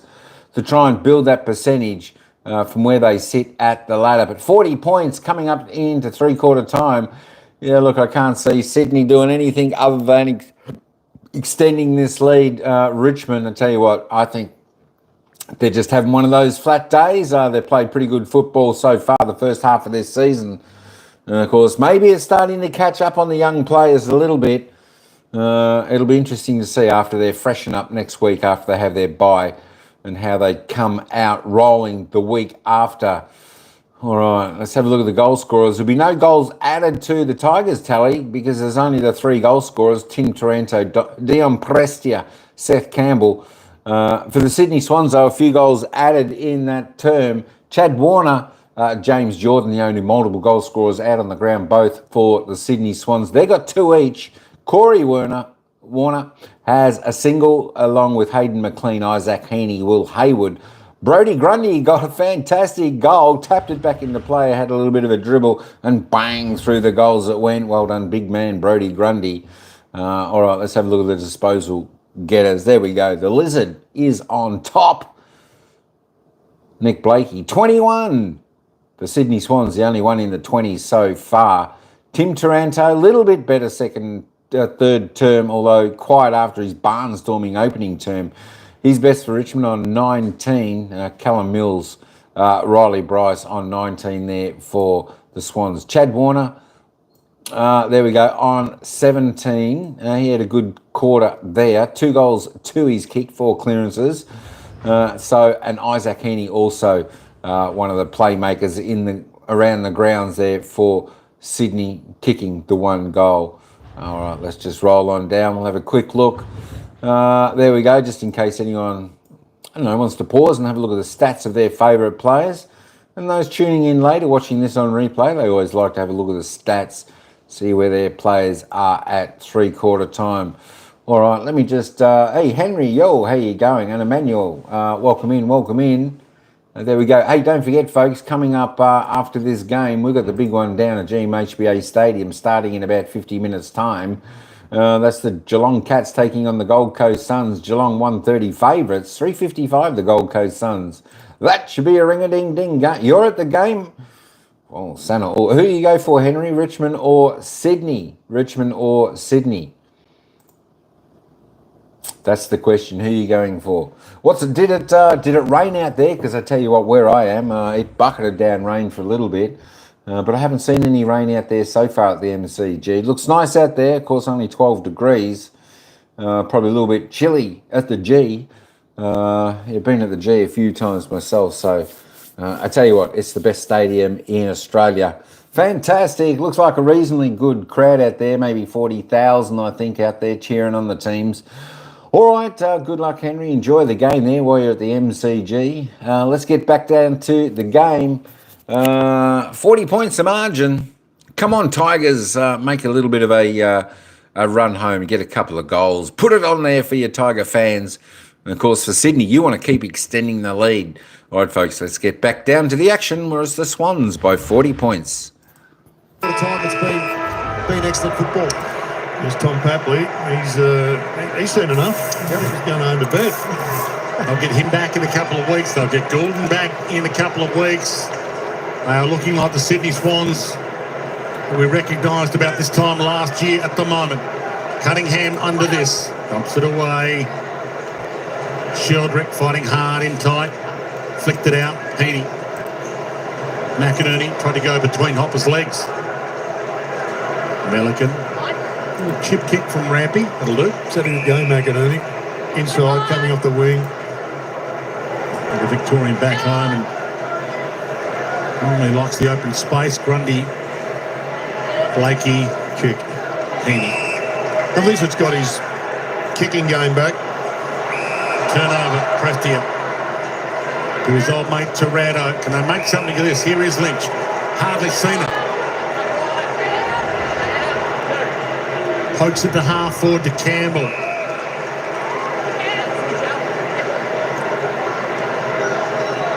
Oh, pretty sloppy by the Swans defence there.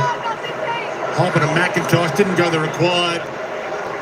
Prestia have combined to mess this up, the Tigers.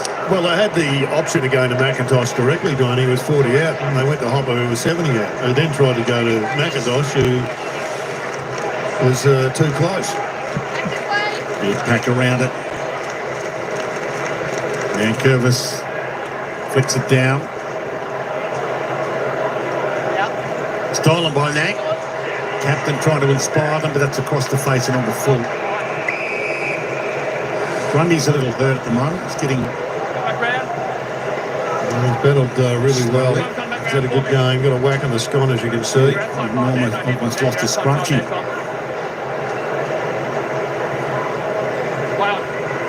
How many weeks do you get for taking someone's scrunchie off? Sure, but you're not allowed to pull hair. No. So, keeping an eye on Grundy to see if he comes off. They've already jumped with their sub. Taylor Adams, the sub for the Swans.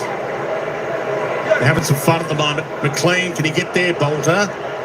Can't pull it in. And he bounced to the Heaney of all people. To Jordan. To Adams, the sub. Warner. Got away back to Heaney. Grundy slipped forward. He's adjusted the scrunchie and got inside 50. There's actually, you don't see the Swans handball in attack as much as I think they should. And yet this one was built around handball. The forward handball from Warner was an act of desperation in some respects, but it just goes to show how damaging it is. Very much a kicking team, Sydney. I think they could add that forward handball to their game.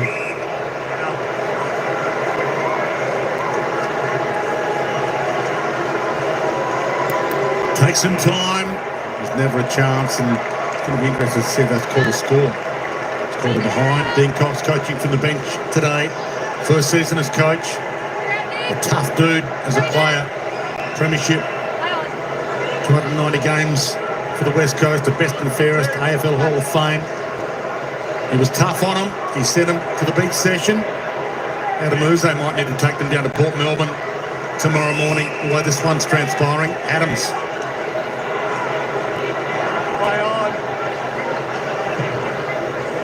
Heads wide. McLean's in a good spot. Loston did well. Back. Almost got one for high. Nick Loston, he pleads his case to the umpire. He says no. And he instructs the debutant, Jack Howard. He's had a good game. First day at the office. A couple of suggestions coming through. Morris Rioli and Chris Lewis bringing at ground balls and accelerating through. Ooh, two guns. Well, that's deliberate. That's insufficient intent. What's Brown doing? You can't do that. You can do it in a marking contest, but not when it's a free ball. And Warner up against the boundary. Can you consider having a crack? You can tell by your fellow forwards whether you're going to kick it or not when you're leading. He pulls the kick late in the Grundy direction through Hayward's hands. Banks. Nankervis. Ward. Brown. Going to go for insufficient intent again. It was good work by Campbell. He just did enough to get across the boot. So that made the kick hook.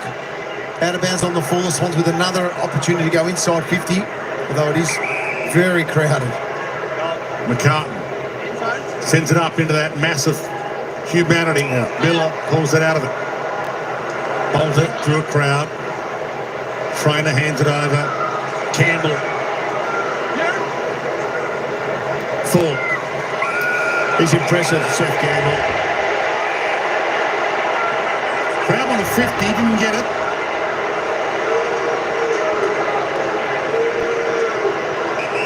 Before back pedals. So Lynch is forward at the moment with 3 to beat. Won't beat them all, Milliken up.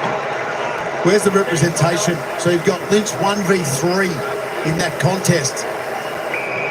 Chad Warner's found his old form. 21% efficiency last week. Was the worst game efficiency-wise for a 9-10 possession plus game that Champion Data have ever charted. From Chad Warner last week.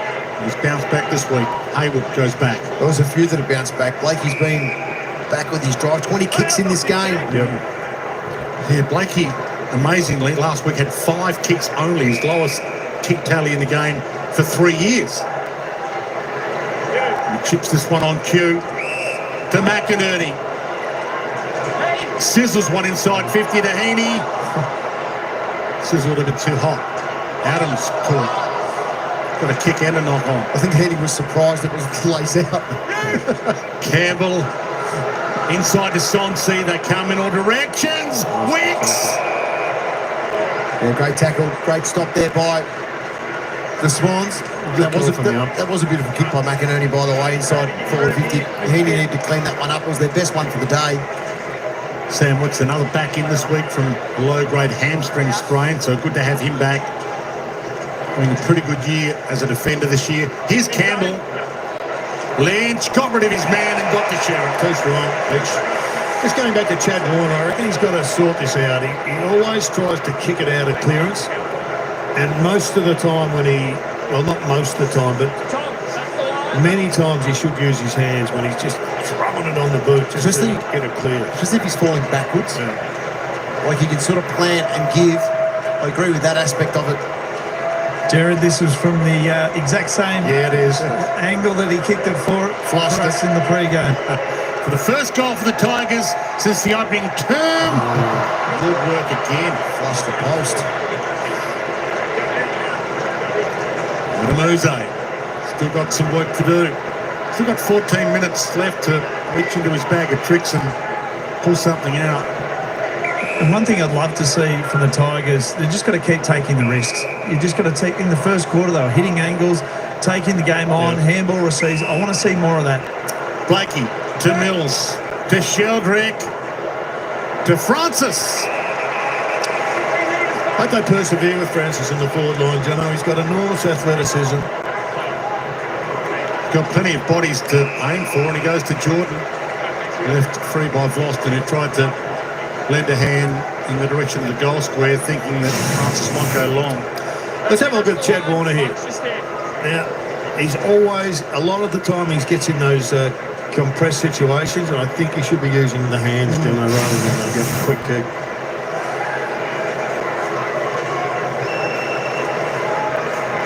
A great pick-up, as we said, every game since joining the Swans at the start of last season. Last two times here, the Swans have been spanked. They're planning on handing out a spanking of their own. Well, he's had 14 touches now, kicked 3 goals. It's been a big game. So he leads the way for the Sydney Swans. Chad Warner's got a couple in this game. The rest are single goal kickers. So it's been pretty impressive from Jordan. He's had a role to play. He's executed it extremely well. Vlosten's had 14 disposals himself, but he's conceded the 3 goals. We're going to get the coaches' votes. Have to get a representation, wouldn't we? I think so. I think himself and Blakey will be right amongst it.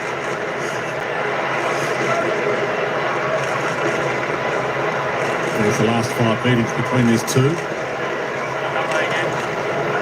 As we've mentioned, last 2 times the Swans have been here. The MCG beaten by 53 and by 60. The last 2 grand finals here beaten by 81 and 60.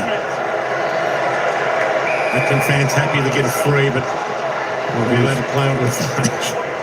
So it'll come back. Hopper to take it. Taylor Adams, who's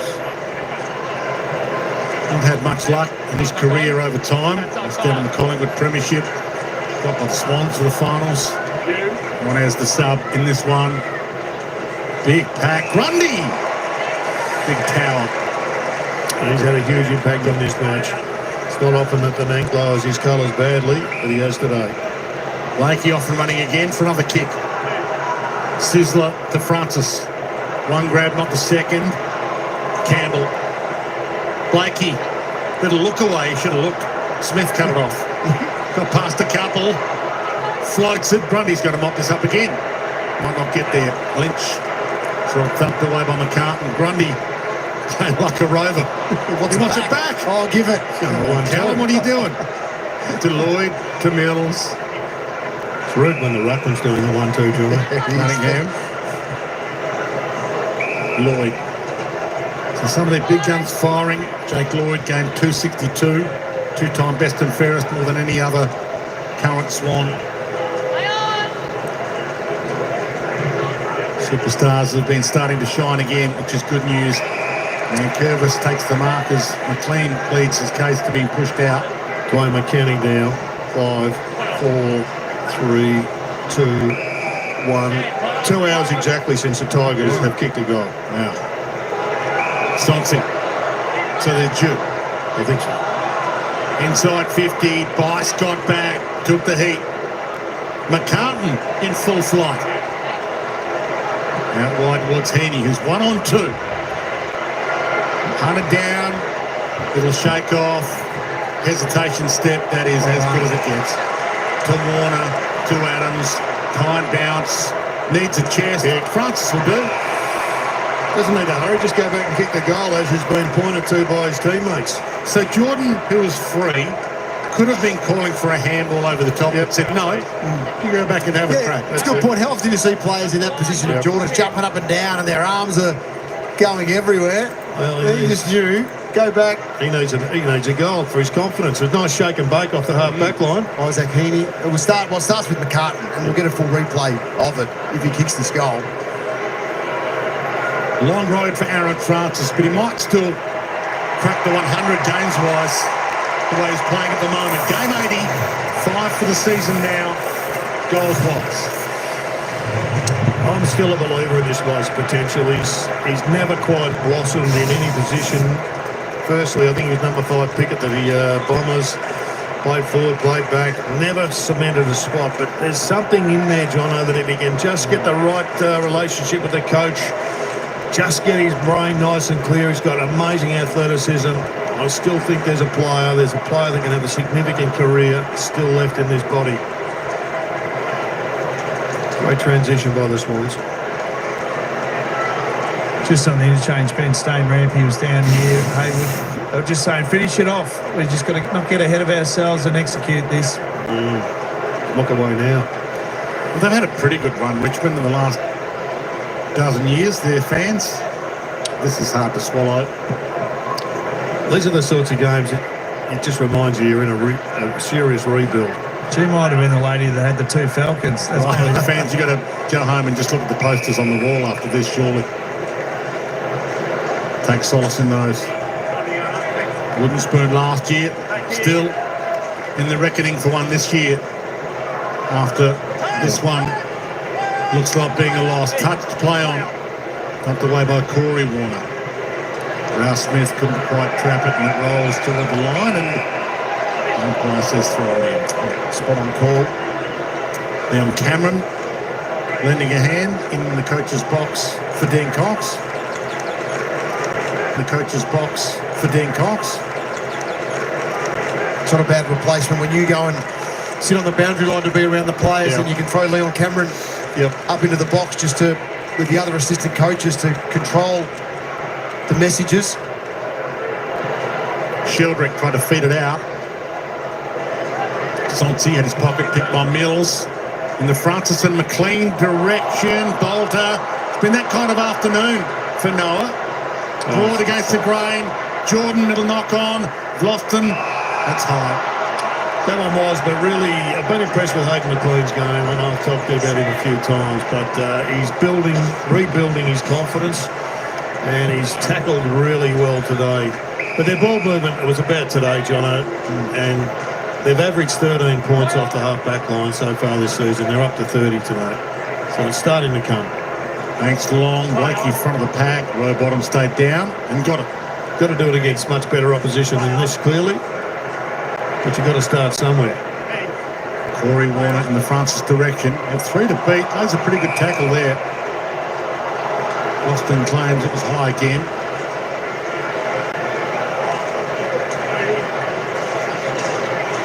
Grundy, who's been dominant. Smith, bouncer. Rouse Smith, McInerney cut it off. Cunningham gave it back to him. Bounce pass, if you don't mind. And a fumble. Sheldrick didn't quite know what was happening. McInerney again. Unselfish to McLean.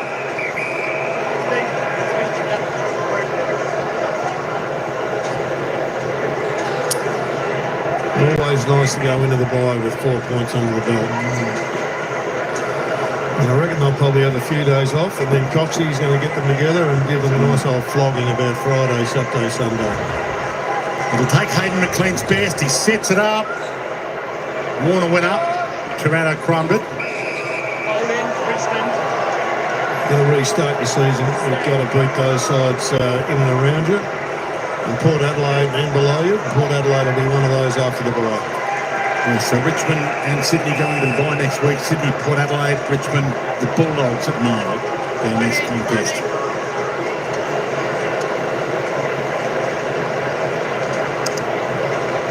And a pretty disappointing afternoon for the Tiger fans who've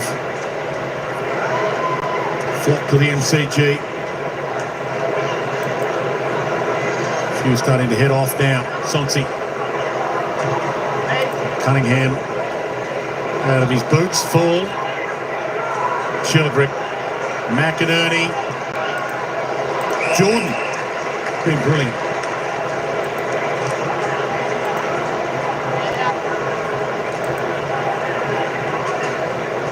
Swans, as I mentioned, began the round 14th. This will be a 5th win. Mathematically, their season is still alive. Especially if they get a big percentage boost. Jordan smothered. Boston down to Ross. He's had a quiet afternoon. He's smothered. Lloyd goes hard. Knocks it back out. Not done yet, the Swans. Their meter's still running. They want another couple. Jordan inside. McLean beaten by Miller. Oh, that's almost 50. Tony, Tigers are at risk of creating a record that you don't want. The lowest ever score against Sydney for 100 years. Here they go. 89. They're 2 behind that. That just hurt you. So Campbell, you can rely on him. Takes the mark. 45 out. Pressure on this kick, this history-breaking kick. 29 is the number you've got to beat. KB, famous Tiger man. Seth Campbell with the famous flip. He won the game for the Tigers against Carlton. Won't be flipping after this. Face, and the record is still on, Jared. It is. She puts some pressure on now. McCartan. Blakey. They haven't shut him down. Heads toward McLean. Good hands. Bit of afters from Nankervis. That's pretty courageous, Mark. You're really vulnerable when you know there's some units coming at you and you get your rib cage exposed. Rampy. Wicks. McCartan. Cunningham. A good inclusion as well. Harry Cunningham found some form. First game for the season, so good news for him. Mentioned Goulden to come back. Yeah, but you look across now, you've got Cunningham, Malikan, McCartan, Rampy as your key defenders with Blakey in amongst this with Wicks. So that's strong when you look at the names on paper. And your captain, Dak Mills. That's right as well. McInerney.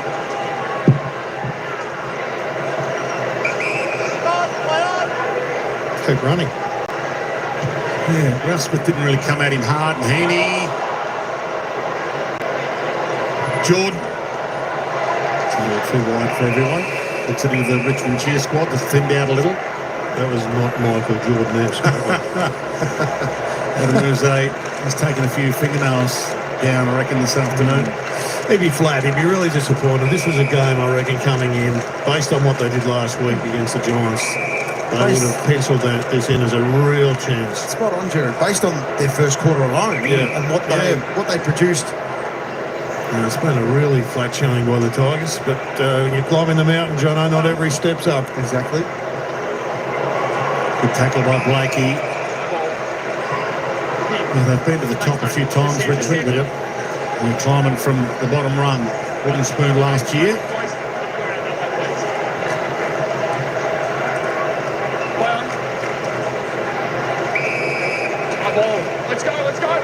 And they're still not happy.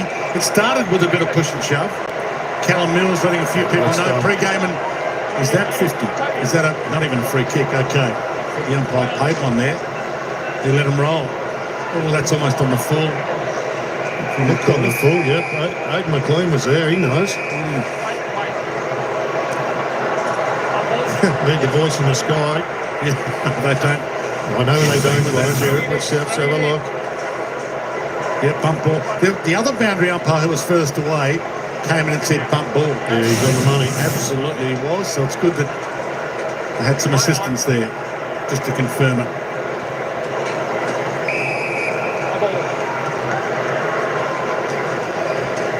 And she's turned into a good old-fashioned tackle-off in this last half. As certainly has. Rowbottom leading the way with 12.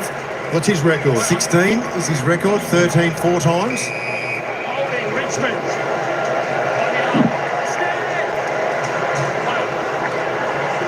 Hopper.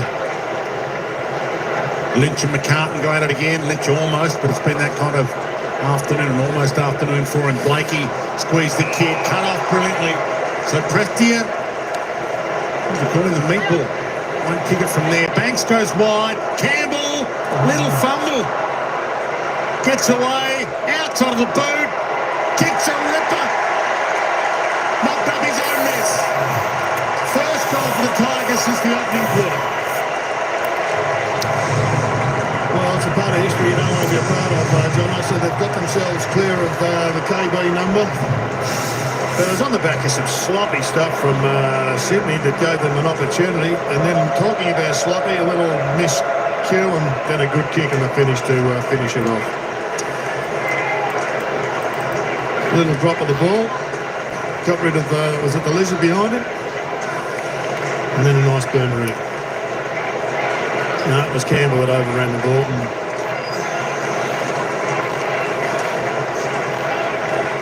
The leading goal kicker this season, Seth Campbell.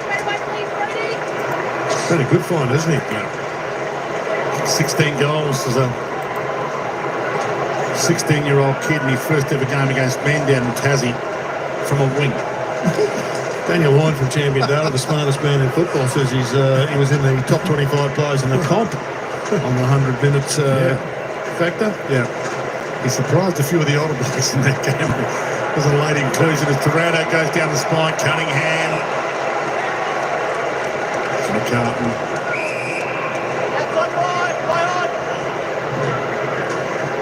Chips it wide. Corey.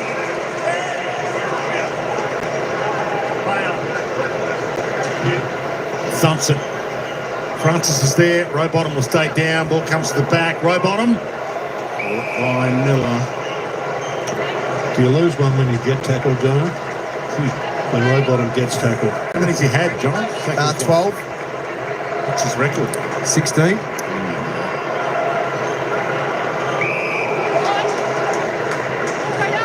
Disappointing afternoon for Tiger fans, but for Swans fans, they've been waiting for this all season. It's a nice victory for Dean Cox. He's been on the ropes. He's almost on the canvas at one stage there, but he's been able to pick his boys up. Some tough love. Beach run. And they've come out this afternoon and got the job done for him. Hopper on the end of the handball. Nothing to go too long. Lynch floats it up. He needs a good bounce. McCartan gets back. He can knock it through if he wants to.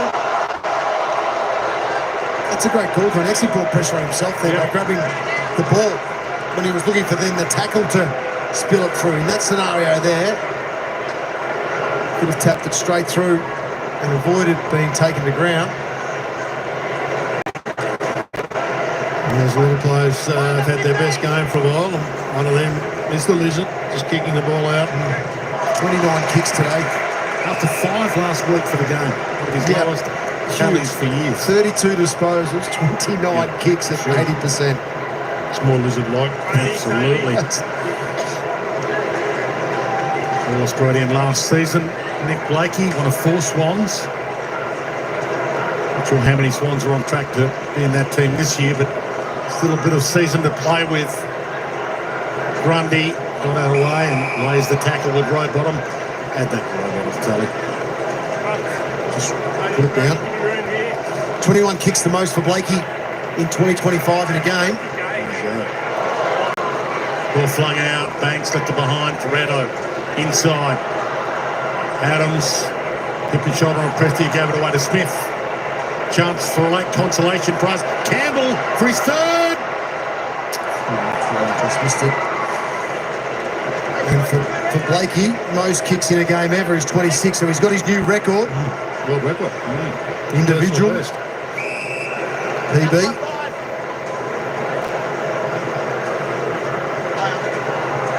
Not a bad return game from Mills, Jono. There he is. Blizzard. By foot this afternoon. Rouse Smith inside. Ross pops it to Campbell, who can run and go. Does run.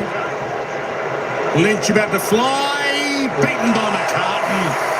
Hands down. He was hands up with fingers all over the Sharon there. Wasn't going to let Lynch get a late one. Seconds ticking down. 1 minute sign up on the bench. Both teams know. Tigers have known for a while. This one was pretty much cooked from a three-quarter time. Hayward. Row bottom. Wanted to give it to somebody so he could tackle him. McInerney. Here we go. Hayward. He's got McLean out the back. Needs to be a good kick. McLean up. Miller did well. McLean goes and gets. Bends it. And he doesn't bend it enough. Over to run. Tom Harley, still in Swans colours. Will be working for head office soon. And there's a question a few have been asking this week, but are we happy with this? Been a brilliant performance by the Swans. Sydney's season not dead yet. Dan Cox in his first season as Swans coach. We're pleased with what he saw this afternoon. With his leaders, they stood up. Henny, McCartan, Mills, Cunningham back in. I'll get Packley back soon. I'll get Gordon back soon. They've got to buy to sort stuff out. And Port Adelaide, after that response, we head downstairs too. Ben Dixon who has the... Thanks, mate. Dean, perfectly executed today. It just looked like the boys were on right from the get-go, didn't it? Yeah, it was. I thought probably the first 10 minutes, Richmond had a bit of front half footy and inside 50 differential was too high. And, the boys responded really well. Set up well defensively. They kick a goal from transition, which is, really pleasant. I was just watching the bench and coach from there today. It just looks like the positive energy. Everyone's encouraging. Just looked like it lifted the group. Yeah, it was. And, to the players, credit the leaders, that's what they wanted to do. And, part of my role is to assess where I need to sit. And I thought at the start of the game today was downstairs. So, the boys responded really well. We've got to buy now and still plenty of work to do. It's nice to have a weapon like Nick Blakey. PB kicks 31 off half-back. He's just a special player, isn't he? Oh, he is. And I think the good thing about Nick early is he defended well first, and then his rebound comes off the back of that. Having Callum back there, Tommy obviously really steady across that line. So, Nick played his role really well today. Outstanding today, Coxie. Go and enjoy. Yeah, we do. Thank you. We're very happy to coach the Sydney Swans. And it was a tough month, wasn't it? It's a tough week, and you want the response from that, and they produced that as the collective group. I think the inclusions for the Swans were excellent today, but it was the couple of roles that were significant. Jordan played a very good role for the Swannies, as did James Rowbottom after quarter time, and that was so important. Presty was on fire early in this game, so we'd be happy with some individual roles, that's for sure, but collectively as a team, their pressure was excellent, Jared. If there wasn't a response, I'm not sure where they go. They went down to Clavalley, the beach. It wasn't fun down there. Obviously, they're doing a fairly serious workout down there. I'm not sure whether or not you then just go back positive if they don't respond, or you just simply go, well, let's Port Phillip Bay, let's get fair dinkum with some 12-degree water. 34 possessions for Nick Blakey, 25 for Callum Mills.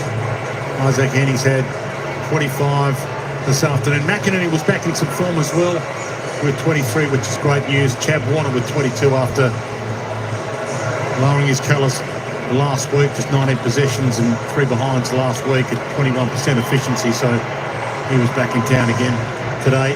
We head back downstairs to Ben Dixon. Thank you, Dwayne. Nick, I just spoke to Dean Cox and said that was great execution.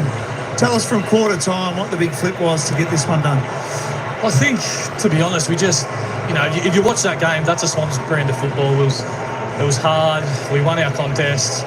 We ran and we played to our strengths and linked up, and our ball movement finally looked a bit better and just stuff like that. So it's been a disappointing start to the year. There's no doubt about that. We've got a bye now, and good to get a win and just refresh a bit. We don't think we're that far away. It's just key areas of our game are not where they need to be. So we fix those up, and who knows what can happen. Never say never. We spoke to Callum Mills before the game. He said, where you playing? He wouldn't give it away. It was always going to be half back. You had 31 kicks today. That's a PB for you, but you guys just gel so well there. He's only had 2 games, but he fitted back in beautifully. Yeah, I love playing next to Millsy. I mean, he gives me so much, freedom and to do my thing, and we work well together. He's a bloody hard player, and he's tough as nails and an inspiring leader, so we love having him out here. And 500 games combined with the old man. He's a beauty, Johnny. Does he still give you a little bit of advice along the way? Along the way, I mean, it's nice. It is. I didn't even know it until I saw it somewhere yesterday, but it is something that my family is pretty special. Like, Dad's obviously carried a lot of the load playing 350 odd games, and you look at half the player he was, I'd be happy. So he's done a lot of hard work, and it's special for the family. Hopefully there's a few more. Take us inside Lizard's world. You do a beach session. What colour budgies or boardies or mankini do you wear? Oh, mate, 6 a.m. beach session is not my cup of tea, that's for sure. But Rowie rolled down there in a mankini. I'm not sure that was the go after we'd just been beaten by 100 points, but he did it. So, no, but I was just sticking to my budgies, get the rig out, mate. You got to get the boys up somehow. What are you doing the week off? My mum and dad and sister are down here, and I'll stay down here. My partner's off in Europe at the moment, so she's living the high life, and I'm holding down fort here in freezing cold Melbourne, so it'll be good fun. Well, nice to get this one done at the home of footy, Lizard. Well done. Thanks, mate. Thank you.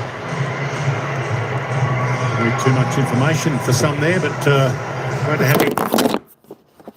All right, folks, there we go. Hey, Jeremy, welcome in from the land of the USA to the land down under, Australia. There we go. It was Sydney Swans today. Way too good for the Tigers, as we said. Richmond were pretty much in control in the opening quarter. They were fantastic then, but second, third, final quarter, it was all the Sydney Swans absolutely had this game on a piece of string. They put on 2 goals, 2 in that final term. The Tigers finally got a goal, 1 goal for, I'll tell you what, the Sydney Swans. It was just a little bit like a procession practice. So they were just cruising after the second quarter, had all their way. When unfortunately the Tigers dropped off, as I said, teams do have these type of games where they just fall a little bit flat. But being a young side in Richmond, I think they'll be looking forward to the break next week, as will the Sydney Swans. Both teams, as I said, folks, they got the bye next week, so that'll be great for them, and then they'll come back, should be a little bit fresher the week after that. But a fantastic victory there by the Sydney Swans. 44-point winners here at the MCG today on a balmy 11 degrees Celsius, so it's not too warm in Melbourne in winter, but there we go. Of course, Jeremy, I think it's probably a little bit warmer for you over in the US of A. Probably, I think, summertime coming for you. There we go. Let's have a quick look at the stats, because we're going to head to the next game, folks, in about 5 minutes' time. Of course, Geelong Cats taking on the Gold Coast Suns. That's going to be an absolute classic game. Let's quickly go and have a look at the goal scorers as they finish for the day. James Jordan topped the table for Sydney. 3 goals he kicked. Chad Warner 2. Corey Warner 2.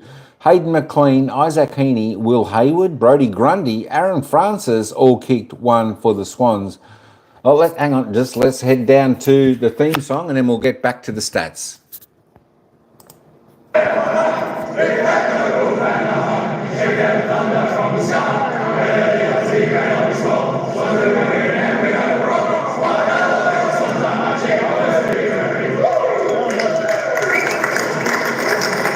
All right, not really sung with that much vigour, but look, they're all happy. I think they were just relieved to get that game done and dusted. For the Tigers, Seth Campbell kicked 2 goals there for the Tigers. Tim Taranto, Don Prestia kicked 1. There we go.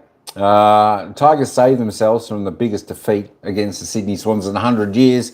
That was 29 points, so luckily they got above that margin. Disposal getters, Nick Blakey, the Lizard, he had his best game pretty much of the season, 34 touches, top of the table, 31 kicks, 3 handball.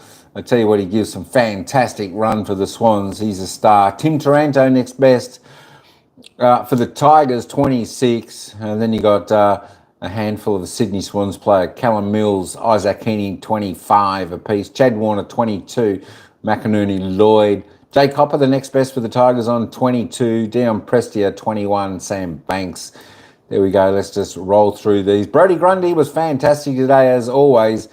I tell you what, he is one of the hardest working players in the AFL. 19 disposals, 12 kicks, 7 handballs, 5 marks, 6 tackles, 51 hit-outs, 5 clearances, 1 goal, 1. Wowee, what a game. I tell you what, I don't know how he doesn't poll in the Brownlow votes more than he actually receives, because he is a fantastic player. There we go, rolling down there. Noah Bolt, a quiet game there for the Tigers on 12. Tom Lynch, Tom Lynch, a spearhead for the Tigers. 8 disposals, 6 kicks, 2 handballs. Couldn't slot a major today, just the 2 behinds for him. Disposal count, Sydney Swans getting just right on top, plus 83, plus 77 kicks. Wowee. Inside 50s, have a look at that. 38-61. Sydney did a good job at restraining Richmond, only 38 inside 50. But Sydney had a field day, 61. Big number there for the Swans. The Swans' efficiency, pretty good, 75, very, very good. And free kicks ended up about square, 20-21, just +1 to Sydney. Hit-outs, of course, in this department and clearances, it was all the Sydney Swans, 28-52. Wowee, plus 24 in the hit-outs gives Sydney first chance if the ruckman can connect with their mids. And, of course, the clearances were +9. +3 in the centre clearances, +6 in the stoppages. Contested possessions, not too much there, just a +14. Uncontested, just controlled by the Sydney Swans. Wowee, +70, 72 there for them. Turnovers, well, turnovers weren't overly high today, under both teams' season average, so that's good. With the control of the ball, though, Sydney, they were +45 in the marks, got well on top on the marks inside 50. 5-12 contested marks, both pretty equal in the air on the contested marks. Tackles, Sydney, nice today. Brought, as I was saying through the commentary, they were bringing a lot more pressure today, above average. 74 tackles, good to see. Richmond lifted their tackles, which were good to see also, but the tackles inside 50. Sydney, 8.6 is their season average per game, 20 today, 20. So they certainly did bring the heat to the Tigers, which was fantastic. If I can just reload this ladder up, if it loads up. We now see Sydney Swans, they move up to 12th on the ladder after playing 13 games. As I said, they'll have a bye next week. Up to 20 points, 2 games off 8th spot Fremantle, but still crept up a little bit in the percentage there, which they need to do. Of course, 2 games in percentage. Still mathematically possible for the Swans if they can keep producing for the second part of this season. Of course, Richmond stay down there in 13th spot after playing 13 games, 3 wins, 10 losses. There we go, folks. Hey, we did have the poll in there today. It was super, super close. Sydney Swans, we had 52% of the chat in the live chat here today. Go for the Sydney Swans. Well done. We just got that one right. I know there's a lot of Richmond supporters, fans out there today. Commiserations. Hey, you know what? You still did pretty well. You still did pretty well. You did well in the opening quarter. You just petered off in the final 3 quarters. But look, I think they'll be very happy that they've got a bye next week. They'll be able to take a few days off and refresh and come back the week after. Bigger and better, of course. And Sydney also will go into the bye with good form. So pretty good for both teams. Coming at the right time, I think. All right, folks. Hey, that's all I've got for this game. Thanks, everyone, for tuning into the coverage here. I certainly do appreciate it. Swans by 44 points today. Just too good for the Tigers. And if you want to catch the next game, we're going to bring to you, of course, that's Geelong and the Gold Coast Suns. That is going to be a fantastic game. Let me just switch back to the ladder as we can see. 4th versus 5th today. 4th versus 5th. That's going to be a fantastic game. Who's going to cement themselves into the top 4? Well, whoever wins that game. Coming up next, that's where we'll be at in just a few moments' time. I'll just need to end this one and start the next one. So if you want to tune on into the next game, give me about 5 minutes and we'll be up and running. Of course, if you want to also listen to that, you can head over to Gameboard, the famous Tine, as we all know her as, Gameboard. And you can always listen to it there as well. Look, always appreciate you drop over to Tine's Gameboard channel and say hello over there. Always appreciated. We both appreciate that. All right, folks. Hey, that's enough from me. Thanks everyone for tuning into this one. We're going to head over to the Geelong Cats Gold Coast Suns game in just a moment's time. So until then, ciao for now. We'll see you over at the next game.